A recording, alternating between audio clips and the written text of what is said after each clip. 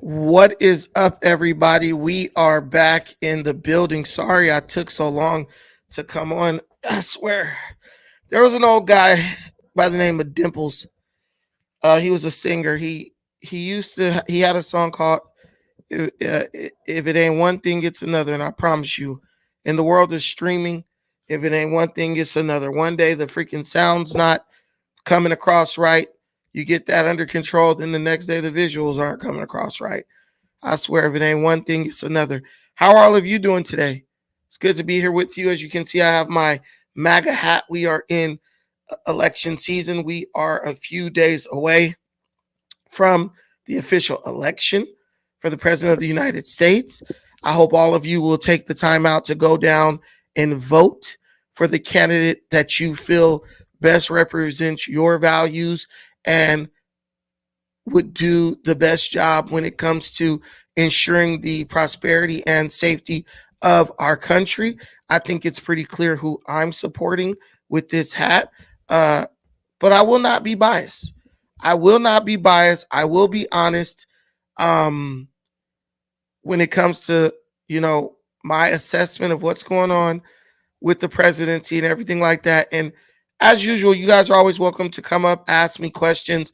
You guys are always welcome to push back against any assertions that I might make and share your opinion. And I am probably one of the few people who allow people up to express their opinions to my audience. I have no animosity towards anyone. If you are a moron, if I think that, I will let you know. If you feel I am a moron, let me know, and we can keep on being friends. What up, my brother Robert Lee Williamson the third is in the building. Brandon, Putin is threatening World War III to scare Americans into voting for Trump. Hey, I actually thought that might be something that happened. I actually thought that might be something that happened. Uh, Life of Energia, hey, do your thing, vote your conscience, and also just look at the policies and look at who has the best position on the policies, and I think we'll be okay.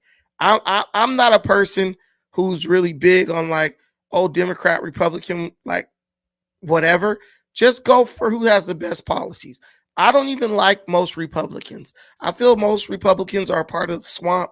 Most of them will sell you out for a bag of chips. I also feel that way about most Democrats. They're all a part of the same. They're all, in my opinion, most of them are a part of the Uniparty, and there's just a few who keep everybody um, honest, keep you accountable for the things that you claim to believe and the things you claim to represent. What we got to talk about first, because we got a lot of good things to talk about today. You saw the title. We are going to talk about Kamala Harris's final speech. She titled this speech her closing argument, meaning this is all she has to say. This is all she has to say. This is where the rubber meets the road with her. This is where it ends with her. Nothing, don't expect anything from her beyond this. I think that title was horrible. I think it gave her no room for flexibility in the last final days to the election. And honestly, in my opinion, I believe Kamala's had enough. I think she's done with it. I think it's a situation where she is like, look, I've done all I could do. Let me just go back to getting drunk. Where's the Boone's Farm? Where's the Southern Comfort? You know what I'm saying? Whatever she's drinking on. Because she looks like she's drinking dark as fast as she's aging. Azrael, my brother, shout out to my brother in the building. Just one Nita, shout out to you, my sister. And then, okay, so after we talk about Kamala, we got to talk about Uncle Luke. You know that dude from the Two Life Crew, the one dude who made a career degrading women and objectifying them. And we're not even going to talk about what went on at those freaking parties he used to throw. That guy is now begging black people to vote for Kamala Harris, literally shamelessly begging us on X, formerly known as Twitter, to vote for Kamala Harris. Won't tell us why we should vote for her, but begging us to vote for her nonetheless. And then the last but not least, you got the United Auto Workers Associate, not United Auto Workers Union. You have them bashing Trump while simultaneously thousands of their workers, literally thousands of their workers, are getting laid off. Make that make sense. Trump is bad, Kamala is good, but under Kamala's current leadership with Union Joe Biden, United Auto Workers Union members are being laid off by the thousands. Alan is in the building. He finally voted. Alan, I'm gonna let you give me a $10 donation for that. You so sweet. You so cool, man. Hey, this guy, I knew Alan would come along. So first let's give you what you came here for. Let's get into this situation with the final speech of Kamala. And guys, anything you guys might want me to mention or whatever, just hit me up in the comments. Let me know, man. It's fluid, bro. Look, this YouTube channel, we are under attack over here. So at this point, I have no ego about this YouTube situation. I'm just doing what I love to do. And I'm doing it because I love you. You know what I'm saying? And I want to be here with you and I want to discuss these topics. So if you ever question, hey, what are Brandon's motives? Trust me, it ain't the money. It ain't the money because I ain't making much. But it's good being here with you guys. And I told you, I'll never get on the internet and lie to you. And I'll never abandon you. I won't do you like the Democratic Party. I'll never abandon you and just stop meeting with you guys from time to time or day to day or every other day, right? To sit down and chop it up about the things that are happening in the world around us. I need to reset the BIOS or whatever it's called on my laptop because my screen it just keeps blanking out for some reason. And everyone's like, oh, it's processing. I added more memory to this processor, but it's still acting a fool. And I can't tell you why. So unfortunately, I need my laptop to I need my laptop to do this with you to make this happen, make all this possible. So I'm gonna be, dealing with this for the next couple of hours because honestly, I might have to go buy a laptop today, y'all. Because I can't do this. I can't do this. Keep on having to mess with this and tittle and fiddle around with it. I think it's gonna be a laptop day today. What do you guys think about the laptop? KP is in the building. KP, come over. Why don't you come over to YouTube so you could come up? So you could come up and join me up here and talk about the political aspect. KP is a friend of mine. This is the CEO of Four Bars Entertainment, KP. When I used to be a rapper, he actually was the first person to ever produce tracks for me. And we used to get it in, man. I'm not gonna lie, we had some good tracks. We had some really good tracks. Hey, get a Mac. I'm demonetized on YouTube, bro. I can't afford a Mac right now. I might have to give me another PC, just a better one. You know, these PCs are like, they last for a year. They like throwaways. They last for a little while and then they don't. I have a laptop, but I'm seriously considering just getting a tower for the house, man. Like seriously, this is a laptop, and it's just I'm not trying to spend money unnecessarily. I'm trying to get this thing working properly, man. ThinkPad, guys. ThinkPad, is that the thing from is that the IBM one, the black one? Bro, how much money do y'all think I got? Run some donations. I get whatever y'all want. Look, Christmas coming early. Y'all want to help me get another laptop? Let's see some $50 contributions on the Cash App, and your wish will be my command. Y'all talk about ThinkPads and shit. I only see white people with those. I'm not gonna lie to you. Out here, I only see Asians and white people with those. I don't know who even makes the ThinkPad. I think is that the IBM laptop? I'm gonna meet up with my Asian homie, Pat Poe, tomorrow. Oh, that's a Lenovo. Yeah, that shit's $1,500. Y'all want to give me $1,500? Go ahead. I have one. Y'all kick down the funds. I have one tomorrow. But yeah, I keep having to like hit the Windows button to make my thing come back. But $250 off eBay. I'll check it out. But so guys, here's the situation. Here's the situation, baby. We got to get this lady's speech. Let me pull it up.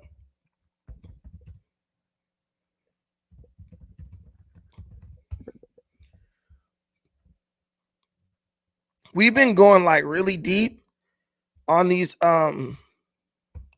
We've been going really deep on these. On these dives. I think right now our channel might be.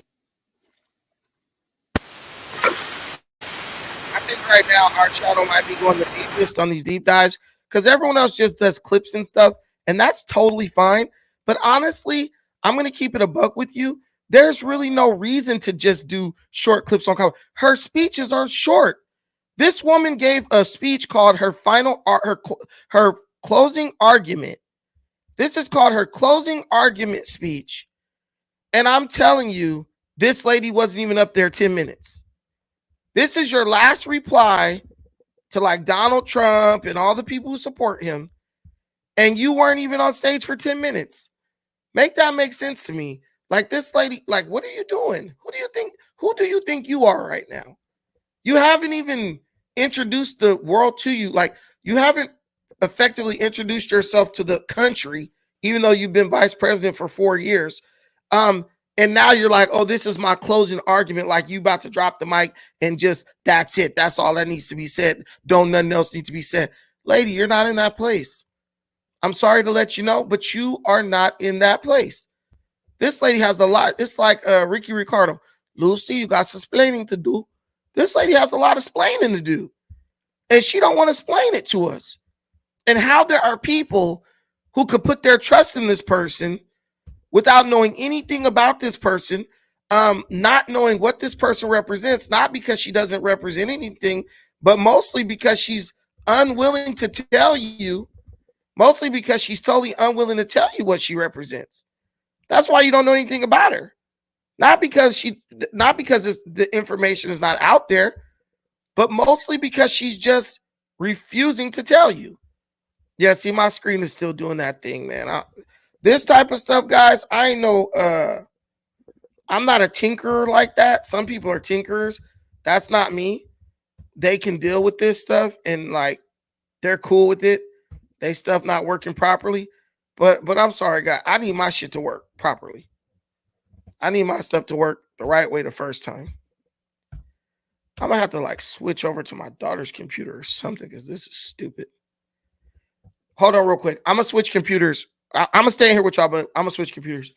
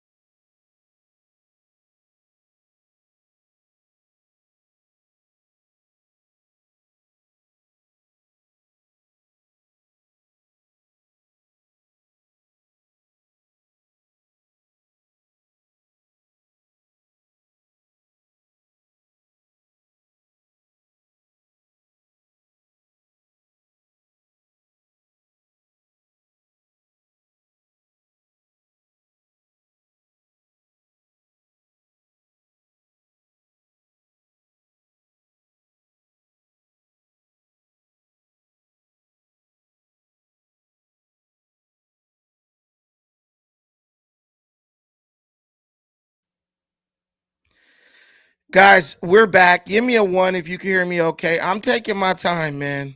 But I literally got to get this shit together. Like, I got to get this audio together. Sorry.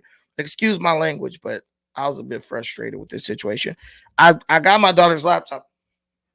She has this big thing that she barely ever touches. But unfortunately, uh all the programs that I use for my audio and everything like that, it's not on her laptop. So I was like, that's going to take a while. So I just shut my laptop off, turned it back on. Hopefully it works. We're going to be at the store tonight. Damn. Make sure y'all send them donations because we're going to be at the store tonight doing some shopping for a laptop. Okay, so we are about to check out Kamala Harris's speech. Like I said, there's no need to do short clips of it because she was only should not have the. She was only on stage. I believe she was only on stage for about 10 minutes. Maybe a little bit less or maybe a little bit more. I don't know, but it doesn't look like she was up there that long. But they definitely found a way to waste a hell of a lot of our time with the fanfare and the build up and all this stuff. So we're going to go through it real quick. Sorry about the delay. Please forgive me.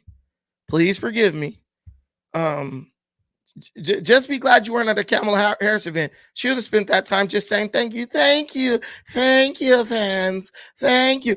This is the only person in history that I've ever seen who does 20 minutes worth of thank yous. She does 20 minutes worth of thank yous before she opens her mouth. She says a couple of words and then she's gone.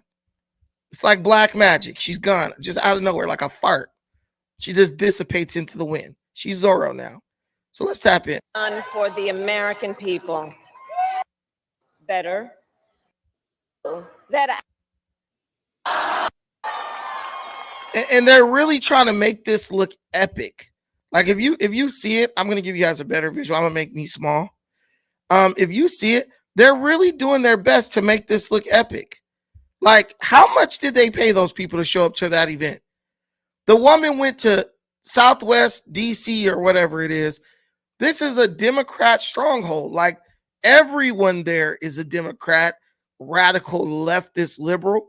Why would you go to a place where you get, well, we know why she's doing it. Let's not even ask questions we already know the answer to.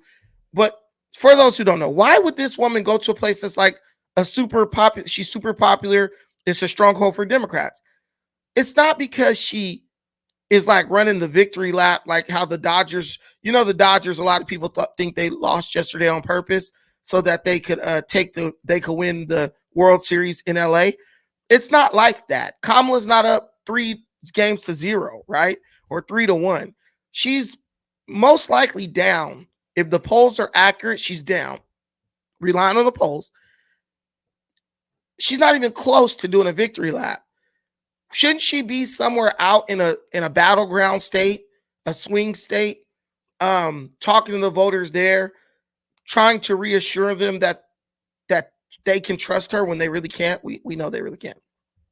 She's not even doing that. She's just like, let me go back home. Let me go around a bunch of people who are gonna like show me love. I want all the hugs and all the vibes. Vibes. Remember, that was the theme of her campaign.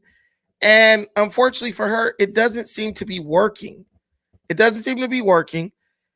don't know why she's in Washington right now. And then she does like the evil Joe Biden background. Remember when Joe Biden had the red background when he was like, he embodied the spirit of like Joseph Stalin with the red background. And he said the biggest threat in this country is dark MAGA. 50% of the country is the biggest threat to this country. Remember that? And he was like trying to do his whole tough guy scowl and stuff, but he just looked feeble and old. He actually looked like Darth Sidious from Star Wars. Remember that? She literally did the same thing. I mean, God dang it. If you told someone, write me a script about the rise of a socialist dictatorship in America, they would just say, look at the 2024 Democrat presidential campaign. Because that's what this feels like. I'm not saying that's what it is, even though it is. But that's what this feels like to me. That's what it's given, as they say.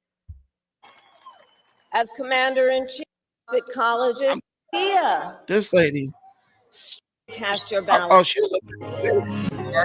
She was up there.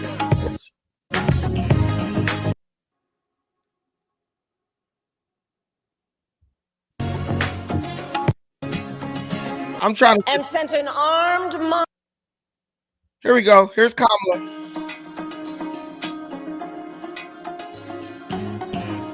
Let's see how. Wait a minute. Is that Indian music? That sounds like Indian music. Hey, let's see how long it takes before she starts talking about Trump.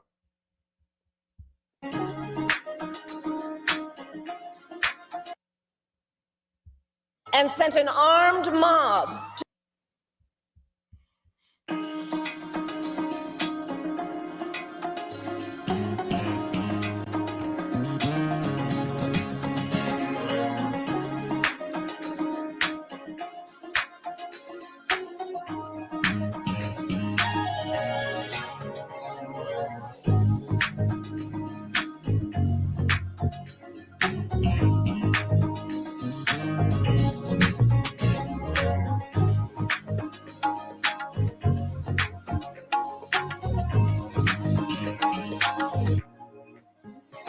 I got you, Daniel.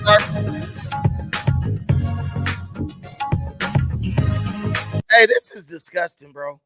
I thought this was a video of the actual full speech, and it's just them playing music over her talking. And then letting little highlights of what she said, I guess.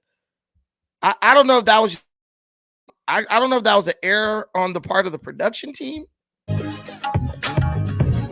Watching as the violence unfolded on television, he was told to cast your ballots. Okay, so what ended up happening, I remember this now. What ended up happening was the beginning of her speech, it basically was drowned out by sirens. I guess in DC, there's a lot of sirens all the time. And whoever thought to tell her to have that speech at night in one of the most violent cities on earth was dumb, right? Freedom, we're going to bring peace, security, and all that. They go to their stronghold where they have the hands down the most support, and they can't even give a speech at night because there's so many sirens from all the crime that's taking place in DC. Like, think about that. They go to DC at night to give a speech. They're basically their victory lap speech, their closing arguments, and the entire first part of her speech is drowned out by sirens because there is so much crime going on in that area that the police and the ambulance are constantly moving past the White House, past Pennsylvania, down Pennsylvania, past Pennsylvania Avenue. That's not, to me, that's not a good indicator of someone being a good candidate. Or that being the party of peace and security and all these things they lie and tell you. So what I'm going to do is I'm going to do what we do best on YouTube. I'm going to poach someone else's content. I'm going to literally poach someone else's content. And what I'll do is, you know who I like? I like Devery Darkins. Devery Darkins has some good clips. I'll steal his clips. He has a video, and you should go watch that. Shout out to him. Thank you, my brother, for letting us use your content. But he has a video where he highlights, he basically says that this was the worst mistake she could have ever made. Michigan voters believe that Donald Trump. He basically says that she self-destructed her campaign because she goes out to Washington saying this is her closing argument, and she hasn't even given us an opening statement other than I was raised in a middle-class family. I just want to say I appreciate you guys so much for sticking with me. I had a lot of technical issues, and I know you guys are getting tired of it, as am I. I'm going to bite the bullet. I'm going to go buy another laptop today. I'm going to bite the bullet on this one. I don't know. God only knows what's going on with this thing, but I'm going to bite the bullet. Give me another laptop. See what the hell. Maybe try to see what's going on with this one. And maybe just have two, one for traveling around and one for just being here. But I appreciate all of you, and thank you so much. And I can't say thank you enough, but we found some clips so we could go review them and get on to our next Topics. Let's do this right here. Okay, here we are. Bam. Let's do it. Let's do it. My brother.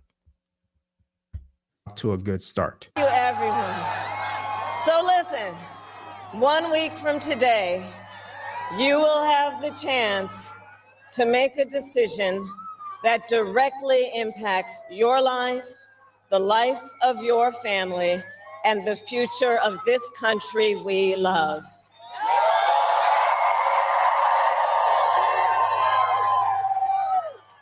And it will probably be the most important vote you ever cast. And this election is more than just a choice between two parties and two different candidates. Yeah, if you couldn't tell, the beginning of her speech was dominated by. Did you hear? And he's gonna say the same thing I'm saying. Did you hear all the sirens in the background? Did you hear that? How do you go to DC at night? Who is running this campaign? That's my question. We already heard that they asked like what type of like advice is she getting? What type of like plan or game plan is she using? Strategy is she using to secure the White House? She says that her instincts are her game plan. Well, Kamala, this speaks to your instincts. You've been in DC for 4 whole years. And you didn't know that if you go, to the Ellipsis Park or whatever it's called at night, you were going to hear a lot of sirens. There's sirens nonstop in DC. And you were like, you know what we should do? We should go at night to DC. And that's where I'm going to give my final reply to Donald Trump and these evil, dark MAGA Republicans. Basically, she's doing the same thing she was doing during her 4 years as vice president, which is why most of her staff left. They said she won't listen to anybody. She's like, I'm not going to say a typical black woman, but she's like a typical damn black woman. Won't listen to no damn body. Always thinks she know everything and thinks she knows what's best in every situation. And unfortunately, no one knows everything. And even the smartest people in the world, even people who have been in politics their entire life, like Joe Biden, right? This guy even has advisors and he listens to them. What are you guys gonna do when you put this woman in the White House and people are giving her sound advice and she doesn't give a damn what they say? She just goes with her quote unquote instincts that are firmly rooted in just sleeping her way to the top and being a diversity, equity, and inclusion hire. And like, she's running our country into the ground. She's a total freaking narcissist, for lack of a better term. She thinks she knows everything, and she thinks no one can tell her anything. I'm going to tell you guys a little later about something that I found out last night that was absolutely disturbing. But let's keep playing this. United States military against American citizens who simply disagree with him. People he calls, quote, the enemy from within. America, this is not a candidate for president who is thinking about how to make your life better. This is. So tell me how that works. And here's the next one. Politicians have got to stop treating immigration as an issue to scare up votes in an election. And instead treat it as the serious challenge that it is, that we must finally come together to solve. I will work with Democrats and Republicans to sign into law the border security bill that Donald Trump killed. When I was Attorney General of a border state, I saw the chaos and violence caused by transnational criminal organizations that I took on. Okay, so there's a couple of problems with this whole statement. First, she says that politicians need to stop trying to use immigration as a way to scare up votes in an election, right? So Lincoln Riley is not dead. The one little girl, I think her name was Jocelyn or so, she's not. All these women getting raped and murdered by illegal criminal alien migrants, that never happened. People are just using this. They're just scapegoating illegal immigrants to get votes. No, Kamala, it's not, it has nothing to do with politicians. It has everything to do with the Rachel Morin. Rachel Morin, you're white, you know her name, midlife bro logic. Natalie Holloway. I like that. Thank you for throwing me that lob. But Rachel Morin, right? It has nothing to do with politicians. It has everything to do with the fact that Americans are scared. They're afraid. When you hear about, dude, I don't know about you guys. Let me get off track a little bit. Dude, like we all have grandmothers, right? We all have grandmothers, right? I don't know about you guys, but when I was younger, and even as an adult, if there was a rapist in Boston, Massachusetts, my grandmother in Long Beach, California, would call my house at 3 o'clock in the morning and be like, y'all better be careful. You better tell Ryan and Samir to be careful. You know, it's a rapist on the loose. I'm like, there's a rapist on the loose in LA? She's like, no, he's in Boston, Massachusetts, but you never know. What do you mean, Kamala? We live in a society that is fearmonger to the point of psychosis. So when someone hears about something happening in Atlanta, there is a very real possibility that there are people in California who are clutching their pearls. You guys fearmonger over things so much when it's useful to you, and then when it's no longer conducive to you getting elected, all of a sudden, oh, it's just politicians using this to serve votes. No. People do not want to live in a country overrun by criminal gangs. You said you were in a border state, which she was, California, my state. She fought against dangerous, violent, extremely violent transnational gangs, and then you open the border and let them come in. Like, how do you? It's like saying, man, I was on the beaches of Normandy, storming freaking France to get the Germans out, and when I was done, we pulled all of our forces out of France. We pulled all of our forces out of France, and we allowed the Germans to come right back in. That doesn't make any sense. But that's what Kamala did. She tells you how dangerous these gangs are. She tells you how dangerous these people are. And then she begs you to allow these people to come into the country by the millions unvetted. I dealt with the dangerous transnational gangs that dissolve people's bodies in acid. But you should let them in because what does it say? No one's illegal. That's what they say out here. No one's illegal. No, Kamala, we know based on the data that you guys have now released that you allowed the same people who you are calling dangerous, violent, transnational gang members, you have let 13,000 of those people into the country and 15,000 convicted rapists. That is not politicians using illegal immigration to drum up votes. That is the society's response to your lack of leadership. That is society's response to you not doing the job that was given to you by Joe Biden. Just downplay everything. Oh, it's not even a big deal. Yeah, because you're not getting raped. You're not getting murdered. You live in a nice, secure mansion with the Secret Service surrounding you with guns, ready to kill anybody who tries to threaten your life or your safety. We don't. We live in apartments and houses, some of which don't even have a gate or a fence around it. So, of course, you don't relate to how we feel. Elon Musk is a billionaire. He's building a compound over in Texas for him and his family, his two baby mamas and all his 11 children. We don't have the money to do that. So what we got to do is we have to stop them at the border. These people want chaos, Hegelian dialectic or whatever it's called. Order through chaos. Let's create chaos and then ask you to hire us to fix it. It's bad.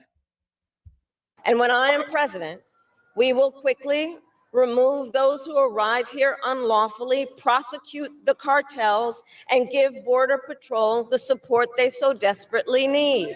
When I am president, we are going to deport people quickly who are illegally here and give Border Patrol, prosecute the cartels and give Border Patrol this help they need. Girl, you could be doing that right now today. Why didn't you do that 3 years ago? Why didn't you do it 2 years ago, a year ago, 6 months ago? Now you're going to do it.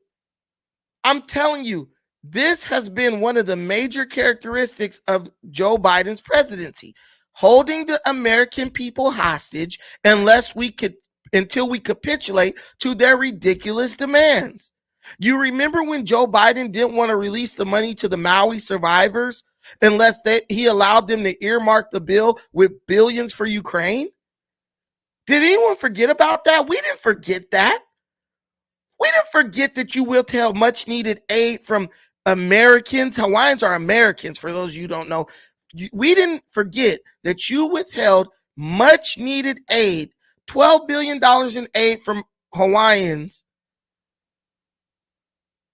You withheld it until Congress agreed to allow you to give billions upon billions of dollars more to Ukraine. He gave Ukraine more money than he gave to Hawaii.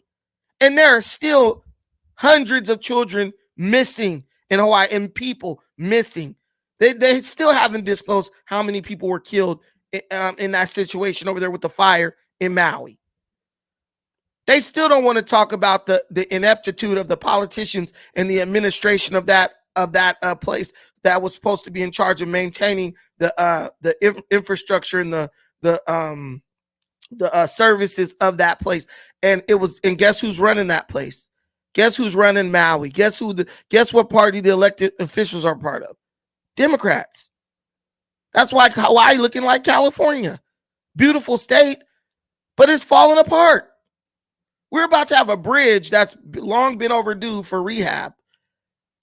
There's a bridge right here called the Vincent Thomas Bridge. It's about to close down for 16 months so they can do repairs to it. All the taxes they've taken out of us over here in California, there shouldn't be a road. There shouldn't be a single pothole in the street in this mug. But people, you know what Trump would do? And you know what I think people really fear about Trump? I think they fear the fact that Trump actually gets things done. It's like people who work at a job and the new hire comes in and the guy or the girl, they actually work and all the old heads at the job are pissed off and they're going at the new hire because that person's making them look bad because the new hires show up to work every day to work, not sit around and try to do as little as possible while retaining a paycheck. That's what they're afraid of. If Trump gets in again, they might expect us to actually start doing something. Okay, let's take her at her word. So, Madam Vice President, why didn't you create another bill in 2022? Create another bill in 2023?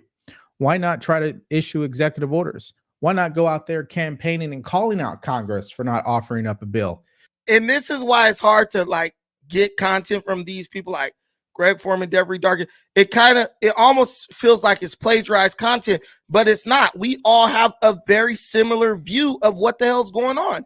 This is how you know this stuff is common sense. This stuff is common sense.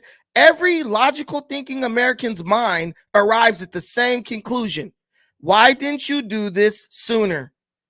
Even a kid, if they know the details of the situation, would ask, well, why didn't they do it sooner? Right now, there are people being deported. Right now, they're stopping people at the border and they're getting rid of people who are illegally here, sending them back. That is being done under an executive order from Joe Biden. Once the bill was stopped in Congress, because it wasn't really a border control or border security bill. It was actually just an amnesty bill. They were going to let a bunch of millions more people come in the country, and then they were going to let them get amnesty and stuff in a couple years. So that had to get shot down. But if we are currently deporting people under an executive order from Joe Biden, why didn't Joe Biden do that executive order 3 years ago?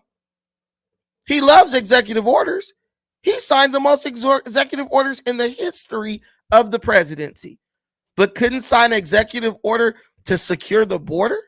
Donald Trump even said exactly what authority, what precedent he could use to start deporting people today. They wanted those people here.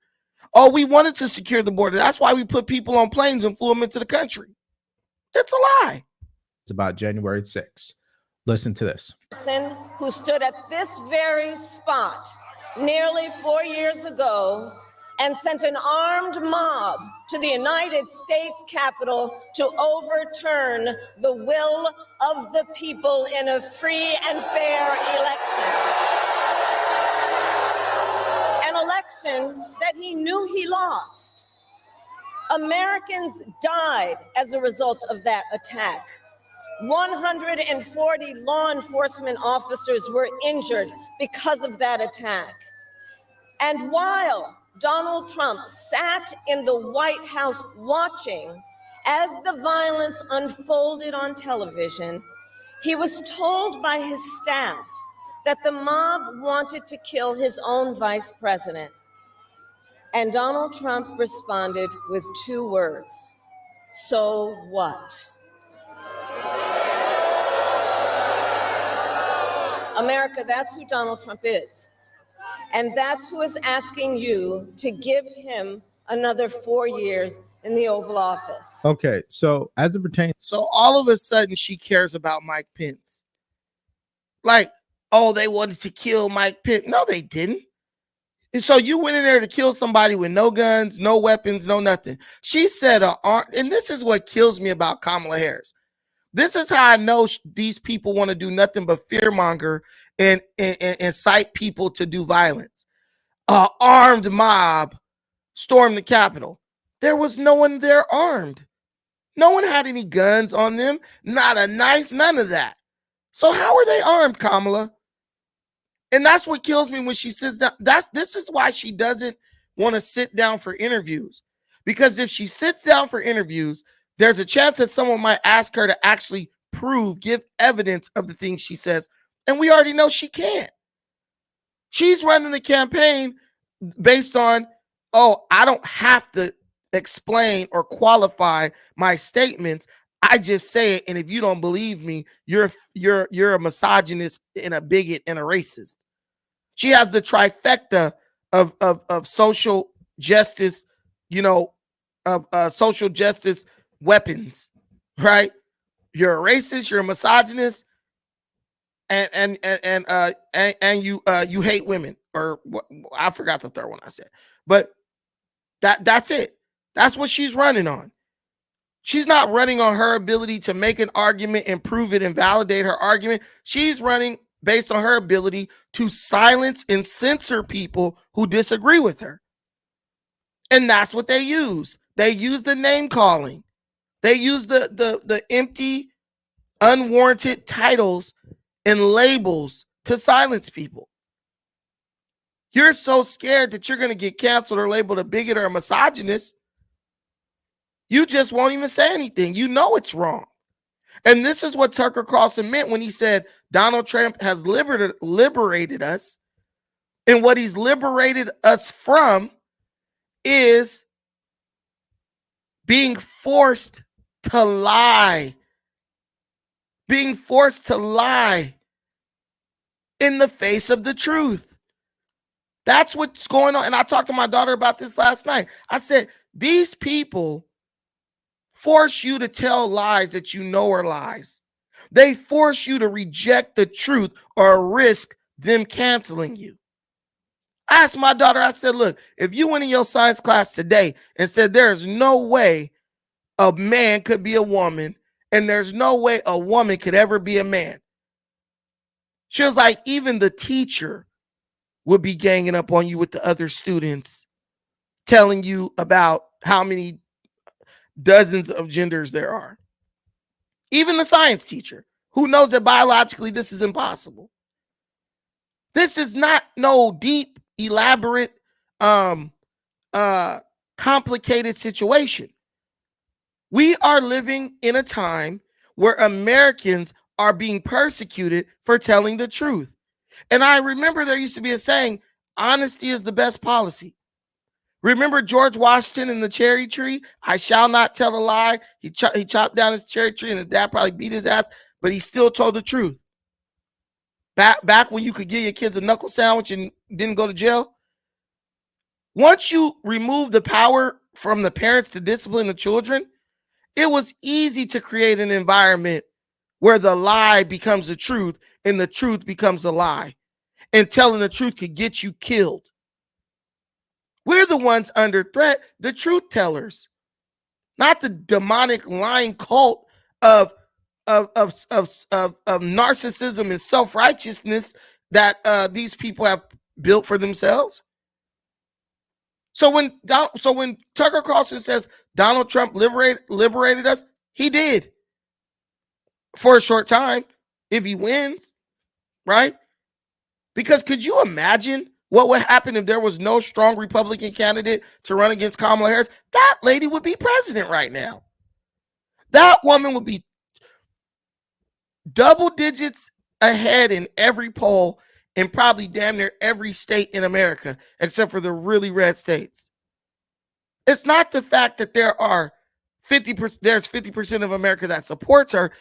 It's the fact that 90% of America is so impressionable that whoever has the most momentum or seem to have the most momentum, that's who they're going to vote for.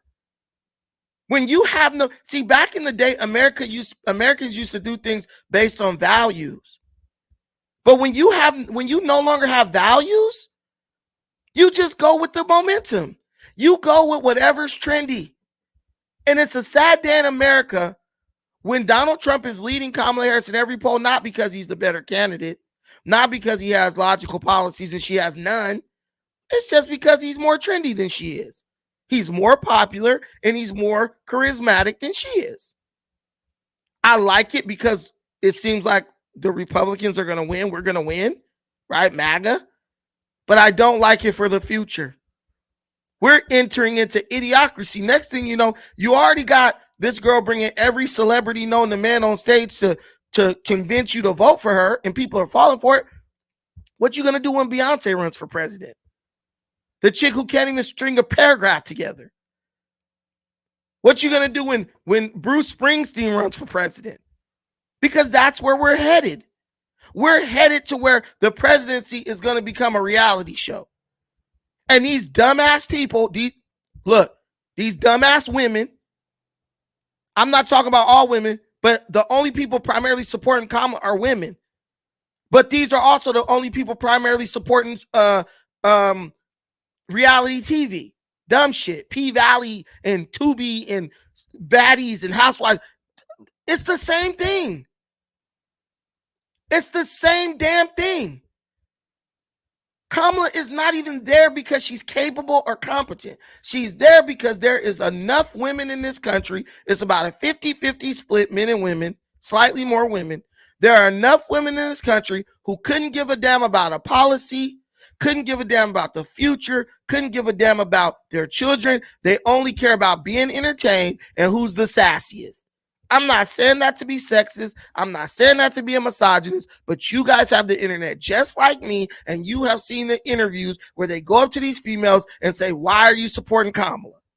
Oh, because she's a woman. And why else? Oh, because every time. It's not me just saying it. It's the truth. And we live in a society where the truth is shunned. The truth is violence. To tell the truth is an insult or an assault on a person. So if you tell the truth, they can shut you down. It's not right. It's not right. And I would say the same thing if it was a bunch of men. We get all over the men who are Trump deranged, like Van Jones and Don Lemon and them. But boy, the women, a woman could look you dead in the face and be like, I'm voting for president just based on her gender. It don't matter if she's the authoritarian. It doesn't matter if she's talking about she's going to kill every man alive. She's a woman. She's a woman. Believe it or not, there are some dumb women out there. But you can't even say that anymore or you're going to get canceled. There's a lot of dumb men too. You could say there's a lot of dumb men out here. Nothing's going to happen to you. but the double standard is real. The powers that be have figured out how to control society. Take women, their state of perpetual victimhood, and weaponize it against their own communities. Weaponize them against their own communities. And it's working. Whether you guys believe it or not, it's working. And it's not, and you might, Trump's getting elected, so it's not working. It's working. That's how this lady got 40-some% of the vote, or in the polls at least. I hope she loses in a landslide. Watch. So, America, let us reach for that future. Let us fight for this beautiful country we love. And in 7 days, we have the power.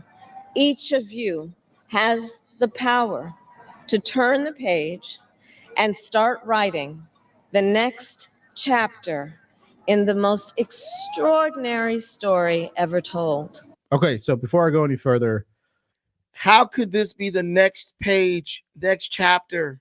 How could this be the next chapter? Lady, you were a part of the past administration. Not only were you a part of the last administration, you were the deciding vote. You held the deciding vote on damn near every controversial policy that Biden signed into law. Every single thing the Democrats signed into law that led to the deficit being increased, that led to hyperinflation, that led, Kamala Harris had to sign it. She knows nothing about economics. We know that. We know that. She knows nothing about geopolitics. We know that.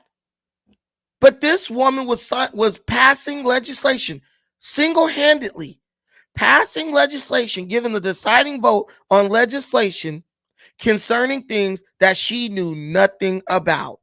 And instead of deferring to the people who are there to advise her, she rather pretend like she knows, like she knows about this stuff when she really doesn't.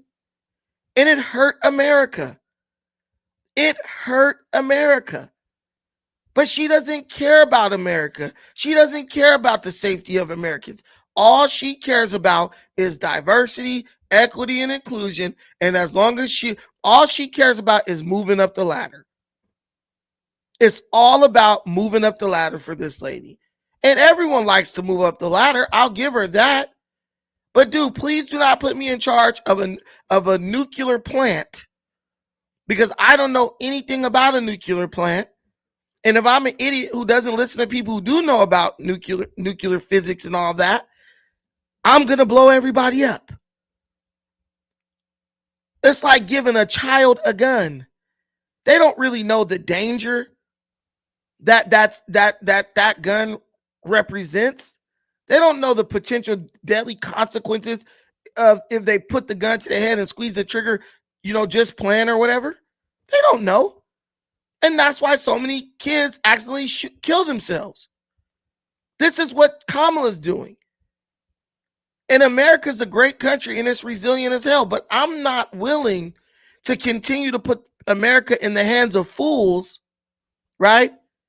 And just hoping that American resilience will bring us through it. I'm not comfortable with that. Because one day you're gonna put the country in the hands of somebody who really does something bad, who really messes up this country irreparably, where you can't fix it, where you can't prepare it. See, that's the problem. But we're going to keep on trying it. We're going to keep trying it. We're going to keep poking the bear until it finally turns around and bite our damn head off. This is where we're going with this. This is what this is all leading up to. She just can't be honest. She can't be honest. It's so sad that people actually are so dishonest within themselves that they'll support this lady knowing that she is lying to their face. They admit that Kamala lies.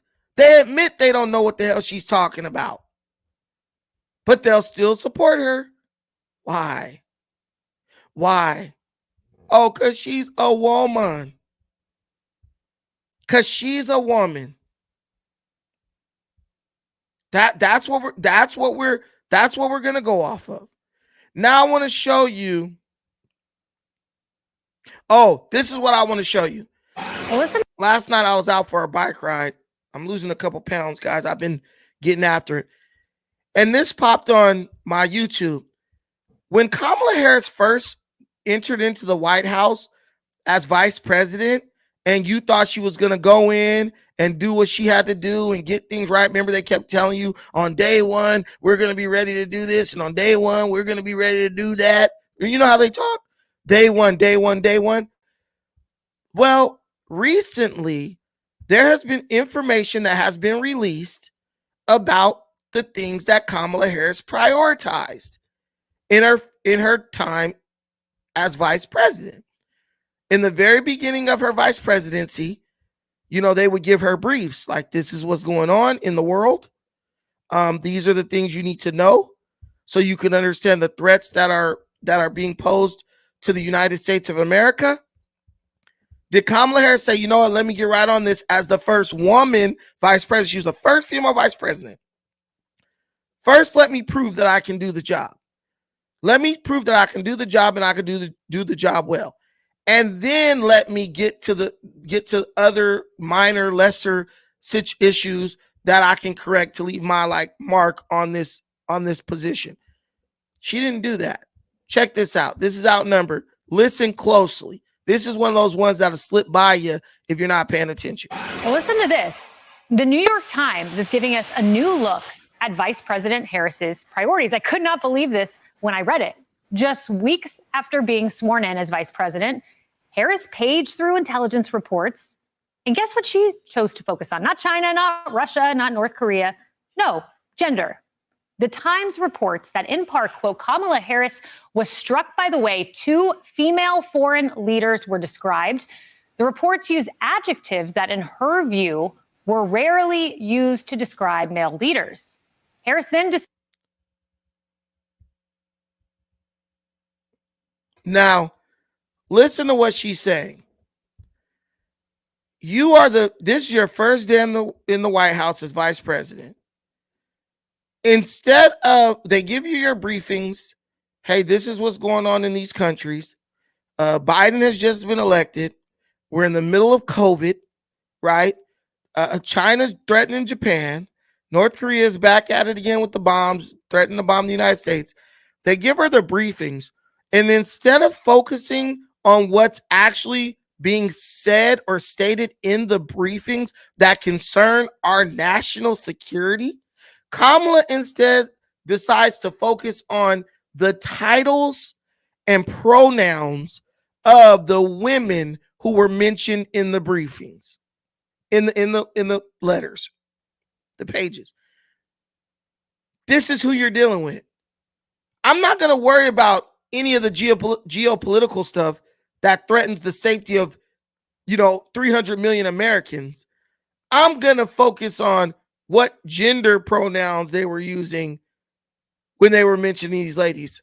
Let me play this some more. to describe male leaders.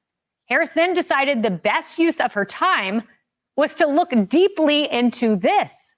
Quote, Harris, the first woman to hold her office, ordered up a review that scrutinized multiple years of briefing reports from various intelligence agencies looking for possible gender bias.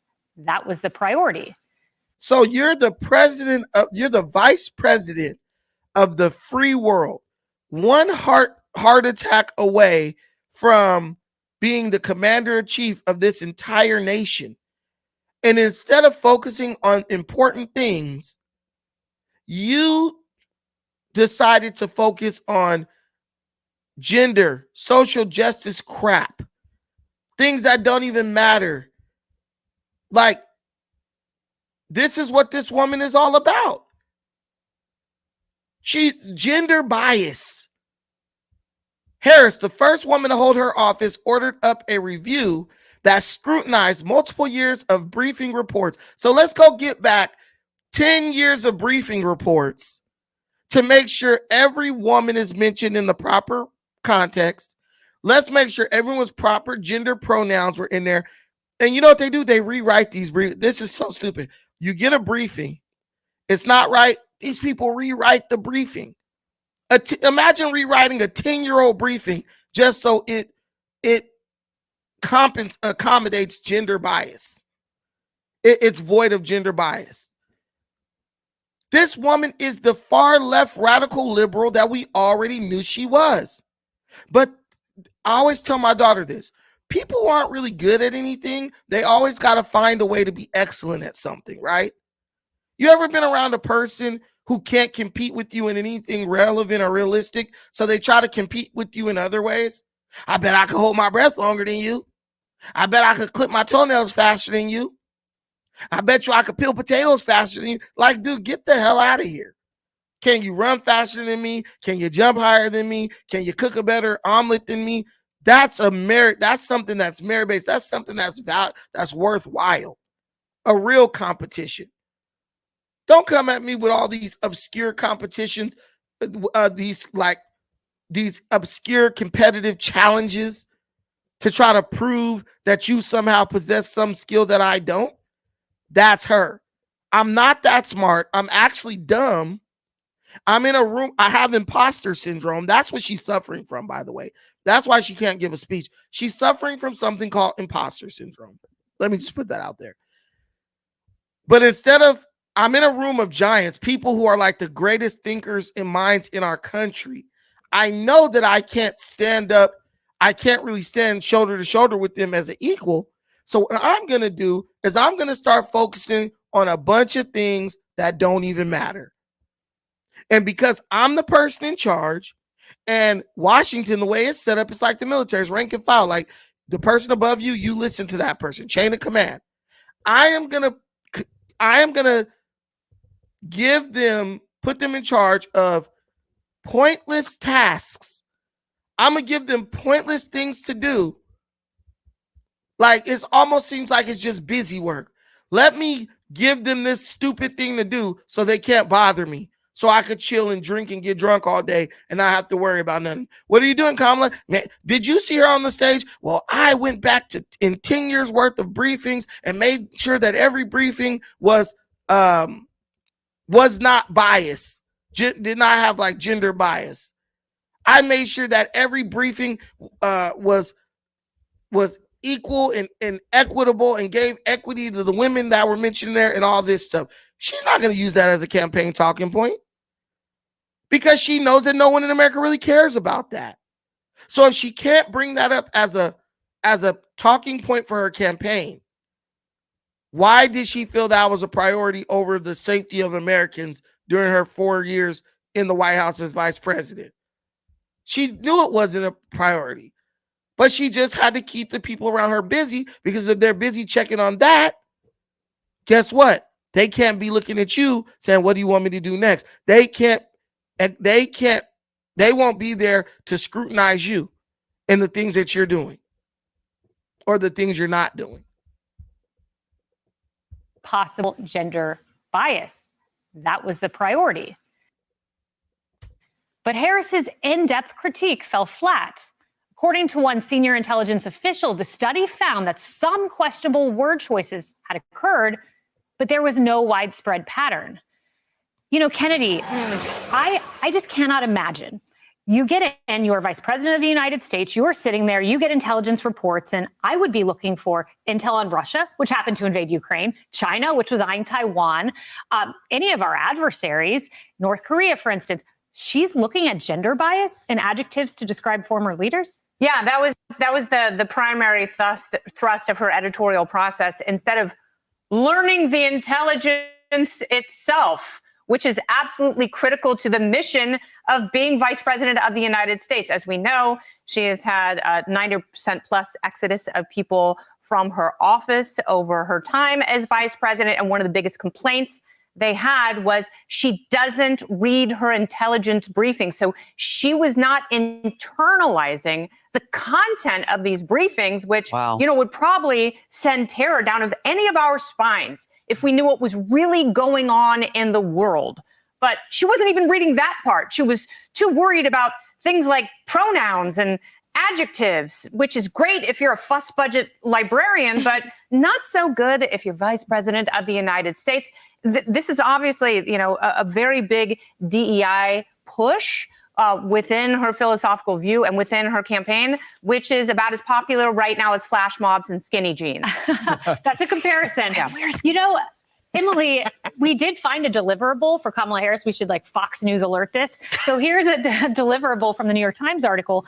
The exercise had an impact. Intelligence officials added a new training class for analysts on how to judge and assess female foreign leaders, according to another official.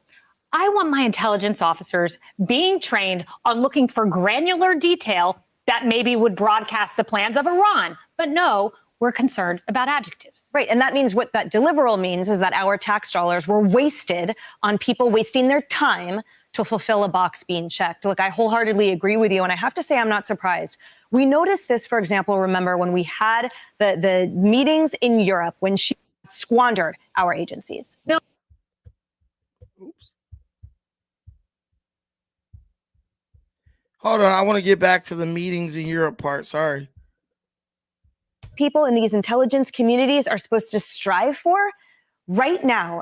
Let's just have a study and make sure the sentences have periods every day in the shadows for this are the painstaking results. The back for it, not for actually making real strides. First Lady, she's being checked. Look, looking for granular detail that maybe would broadcast the plans of Iran. But no, we're concerned about adjectives. Right. And that means what that deliverable means is that our tax dollars were wasted on people wasting their time to fulfill a box being checked. Look, I wholeheartedly agree with you. And I have to say, I'm not surprised.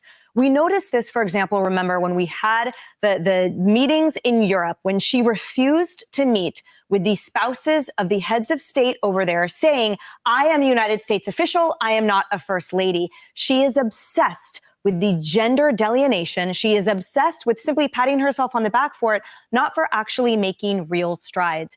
The thing that's the most frightening to me is the fact that those intelligence reports are the painstaking result of a lot of amazing individuals that put their lives on the line every day in the shadows for this country and in service. And for our vice president to skip the forest for the trees and say, well, let's just have a study and make sure the sentences have periods at the end of them. That's what I'm supposed to respect. That's what those people in these intelligence communities are supposed to strive for. Right now, our tax dollars are being squandered as the culture in these agencies have been totally transformed, transmutated into no possibility of a promotion without making sure you got your DEI training in, making sure that there's no possible way you can thrive as an actual member of this intelligence agency through the values and the skills that we hope that they have, unless they first have gone through bias, unless they first have made sure they have pronouns on their emails. It is a frightening, derogatory display of the way this person has squandered our agencies. And people might look at this like, what does this have to do with me? Bro, this is your money. This is the money they're taking out of your paycheck to pay these people to do the job of keeping you safe. You got spies, you got intelligence agents, all that all over the world. They're the people who make these briefings. They get this information back to Washington. The job of the people in Washington is to look at the intelligence and make decisions based on that. This lady is literally trying to read between the lines or pointing out inconsequential stuff so she can feel like she's doing something important, like she's adding something to the tapestry of America. Oh, your gender pronouns are right. Everyone needs gender pronouns on their emails. And now you wonder why there's so much corruption in Washington. You wonder why our intelligence agencies they seem like they're asleep at the wheel, or they're allowing themselves to be used as weapons against political opponents, because they're like this. And if these people win again, I just need to be working. Whether you work for the FBI, you work within the DOJ, whatever, you're there because you're trying to feed your family. You're there because you're trying to pay your mortgage. And those people have 1, 2, 3 mortgages, a boat, all types of stuff. They have to pay for all that stuff. You think they're going to resist her stupidity and jeopardize their paycheck and their ability to feed their family? Hell no. And this is the problem when you put these type of people in positions of authority. Back in the day, we would put presidents and vice presidents in who were chill people. People you would think would be uptight assholes, but you meet them, you get in a room with them, and they're actually really cool people, personable people, like Donald Trump. Now, we're putting the assholes in power, and they're showing you, yeah, we really are assholes. Yeah, we really are people you wouldn't even want to sit down with to have a cup of coffee. We're sticklers. It's like you're in a school, right? You got a couple of teachers that are cool as hell, and you vibe with them, you rock with them. Then you got some teachers, especially those damn librarians, who are just assholes for no reason. And you get in their class and you're like, look, I can't wait to get out of this lady's class. This chick is annoying, or this dude is insufferable. That's Kamala Harris. She's the person at your job who you can't stand because they're a total asshole. And them being an asshole doesn't even make anything better. I remember when I used to work at a grocery store. I used to work at a grocery store in California called Stater Brothers. I think it only exists in California. One of the unique things about this store was they would actually make you wear a shirt and a tie to work. Like you had to wear a dress shirt and a tie and a nice little apron to work, right? And your face would have to be clean shaved and all this stuff, right? There was this little short Hispanic dude named Larry. He was an absolute asshole. This guy had a Napoleon complex that you wouldn't believe, and he was a manager. And when I got promoted to manager, he was the manager who was directly in charge of me. I worked with Larry for a year, couldn't stand his ass, period. Couldn't stand this fool. Like every day I thought about strangling his ass to death. Like this little mother. But can I tell you something? One day me and Larry had a heart to heart. He said, hey man, I'm about to retire. He said, and I know you think I'm hard on you. He said, but when I retire, they don't know I'm leaving. He was like, I'm going to put in for my retirement. He was like, nobody knows I'm leaving. He said, but when I retire, he was like, I am going to fight for you to get my job. He had a pretty damn good job, pretty damn good schedule too. Larry was making money. That was a good job back then. And when Larry actually did retire and I took over his job, I would constantly get praised. I'm talking about a 4.95 out of a possible 5 on my performance evaluation for every year I worked there. This guy didn't just train me. He trained me to be one of the best. So even though he was a total asshole and there was days I just wanted to beat his ass, I was grateful to him because he could have just said, I'm not going to train you to do anything. And when I leave, they're going to bring someone else in to make this good money, and they're going to be telling you what to do. He trained me to replace him. And I appreciated him for that. But there was a method to his madness. There was a reason he was being an asshole. His performance was the result, was like him being an asshole, it bore fruit, right? There was a win in it. There was something that was gained. These people are just assholes and there's no win. There's no win.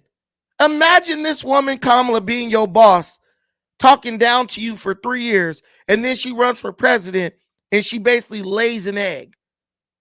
Could you imagine what her advisors and her assistants are thinking right now? You mean to tell me that this dumbass lady was chewing me out and talking down to me for 3 years, but once she got on stage and has to articulate what she believes as far as policy, she can't even do it? That doesn't endear you to a person. That makes you hate a person. That makes you look at that person like they abused you. You didn't treat me like crap because you wanted me to be excellent, because you're not even excellent. You treated me like crap because you wanted to punch down on me and bully me. And when you listen to Kamala talk, that's what she comes across as, a pure freaking bully. She's the bully. And that's what she did when she was vice president with those briefings. She saw opportunity to bully somebody and she did it. Respect is earned, not just given. Roger W. for real. My brother, the Jughead, is back in the building. What up, my brother? Correct, Brandon. Obama, Hillary are typical arseholes. I agree with you 100%. Let's listen to a little bit more of this. I want to hear my baby Harris Faulkner talk. Bill, the piece goes on to say that she made this a priority throughout the administration, that she routinely talked about gender issues in various realms. It was almost pervasive. And it's striking because it's so different from how we hear her on the campaign trail, where she eschews any question about sexism or gender and tries to focus on policy. Listen, I know I'm outnumbered for a reason here, so maybe I should not weigh in on this particular topic because I do want to come to work tomorrow. Oh, go ahead and mansplain, Bill. Actually, kind of, I'm not going to. I kind of agree with use big words. With what Kennedy said. I think it gives you insight a little bit into her mind frame as she came into Washington, D.C., out of California with a DEI influence. I guess my only rationale would be, how did Nikki Haley behave when she was at the UN? Not like that. How did Hillary Clinton behave when she had access to a lot of power, either through her Senate office in New York or also through as First Lady under Bill Clinton? I haven't heard any of that from either one.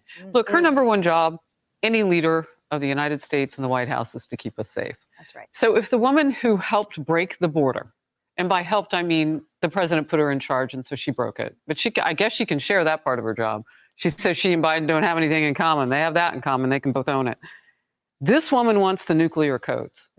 Yeah, but she can't stay focused on the fact that North Korea just put troops on the ground in Russia against Ukraine, sitting right next to NATO members, Poland.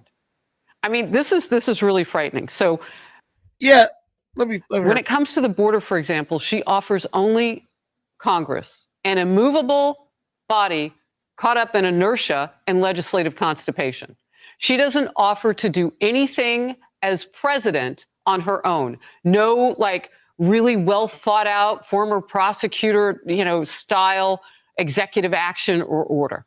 She wants to put it in the hands of someone that she can't even focus on. Like, who's going to have bicameral? Like, will she have bicameral majority? Will the House lose members for one party, gain it for the other? She doesn't even know what that landscape is going to look like. She wants to lie to the American public and say she can keep us safe by forcing them to pass legislation to fix what she broke. Well, we have 2 new wars. That's a fact, in a country fallen to the Taliban. Maybe we now know why. Hey, everyone. But they said it all right there.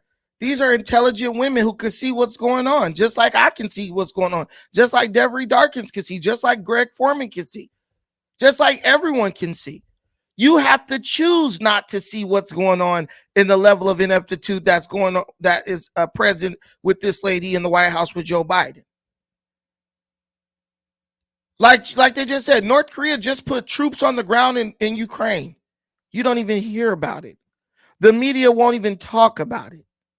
They won't even talk about it because the media is so damn biased. They don't want to say anything that might cause more people to move over to the side of Trump.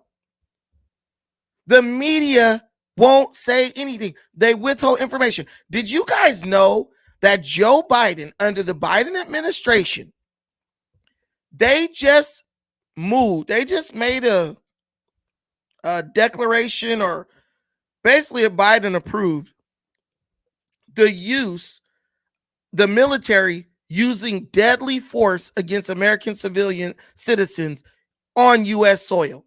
This is something that is totally illegal, but under Joe Biden just approved for the United States military to use deadly force against American citizens on U.S. soil. This has never happened in the history of our country.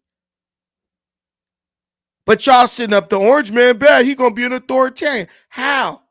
I just broke this down the other night. Every they keep telling you Trump is going to be the dictator and authoritarian. But as they're telling you that, I see them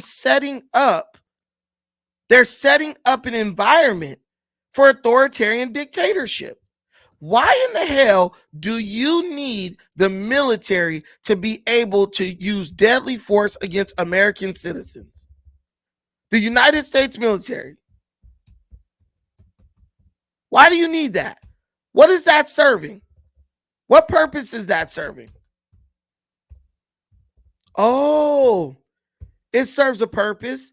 So when people try to protest against your horrible policies, right?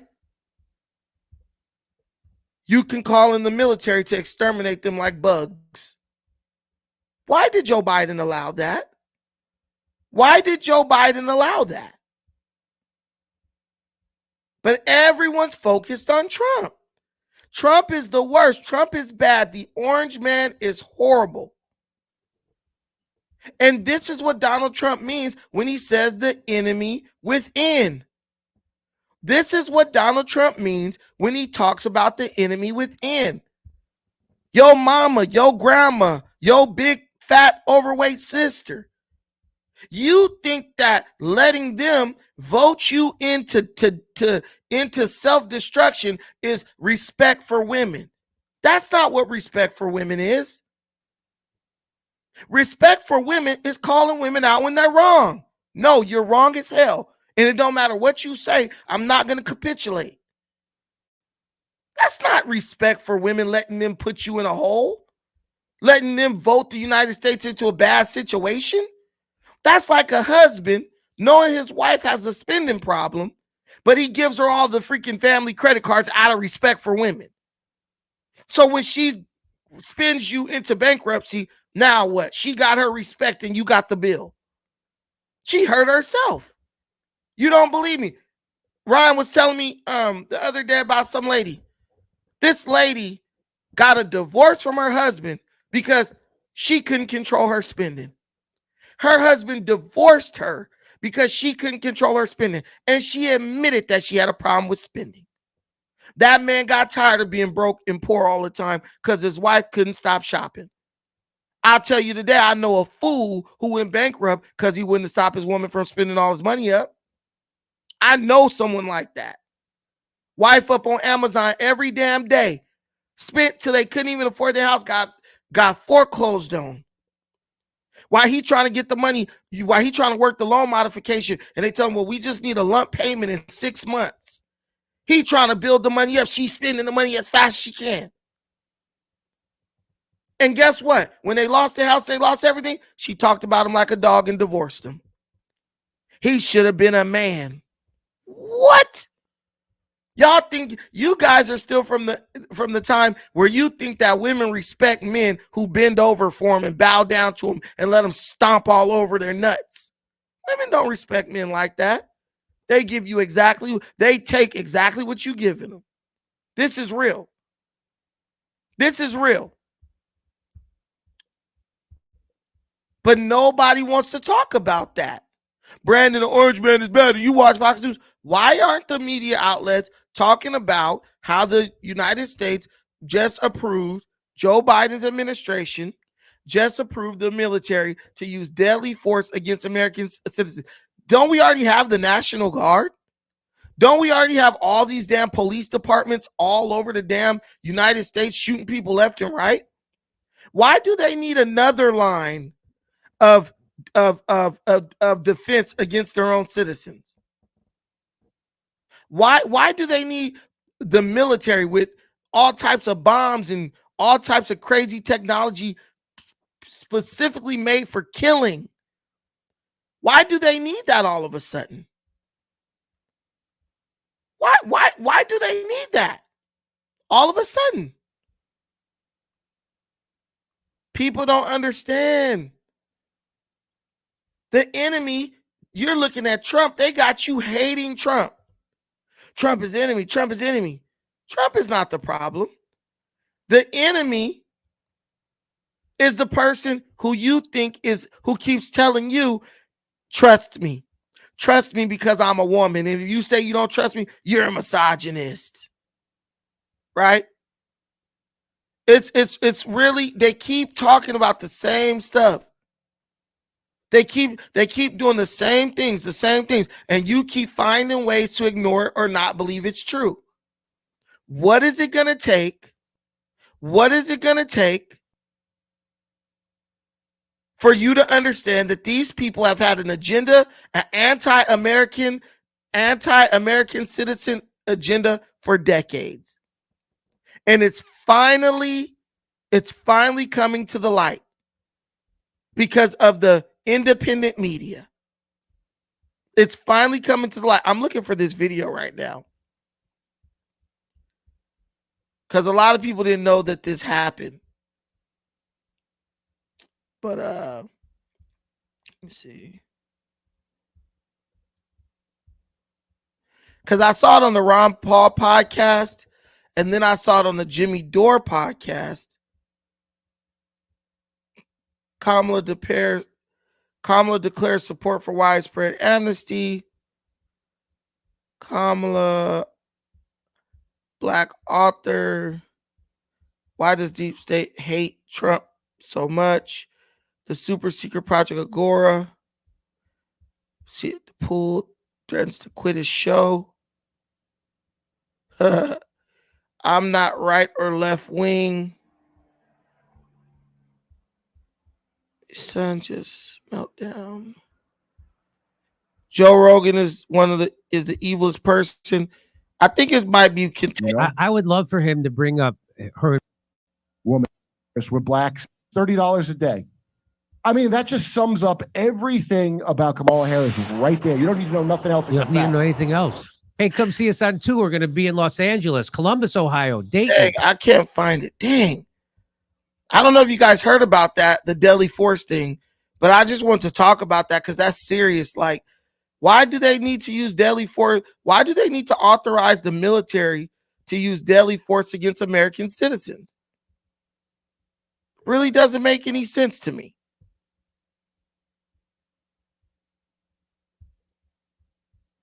I really don't understand the need for that. But everyone is like, nah, yeah, we need you. I'm telling you, the liberals, they don't care about anything but things that pretending to be scared of things they're not even scared of. That's liberals for you. Their neighbor, the next door neighbor who talks about Trump is the threat. He got me in fear for my life. But the United States government approving the military to come in and exterminate you like a roach. You ain't worried about that. I don't know where that video is, damn it. I lost it. Oh, I'm trying to show you an article. Man, listen. They really did that. I'm hoping they didn't try to scrub it. Hold on. I'm gonna get it for you guys. Let me see. DOJ proves military force against civilians. I'm telling you, stuff like, if you don't believe stuff gets scrubbed off of YouTube and Google, it really does.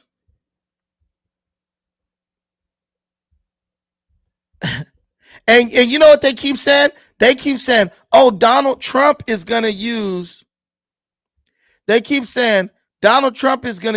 military against American citizens. It's Biden, the one who's approving this stuff. It's everyone sees it. Damn. Hold on. It's Biden who's approving all this stuff, but everything Biden approves that's bad, they keep accusing Trump of doing it. Right here. I got it. Yes. Let's go here.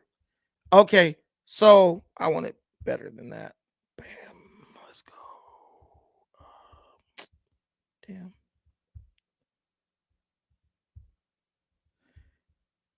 I want it to be like bigger. Boom. That's okay. So look, this is the Ron Paul. I voted for him once. This is the Ron Paul Liberty Report. No policing. And this is where I'm gonna play it. This is the video that Jimmy Dore actually reacted to. This is the original video. Check this out. Dr. Paul, how are you this morning? Good, ready and raring to go. Yes, Monday morning. You better check. Maybe all the problems have been solved. Yeah, maybe we have nothing to talk about. Back to bed.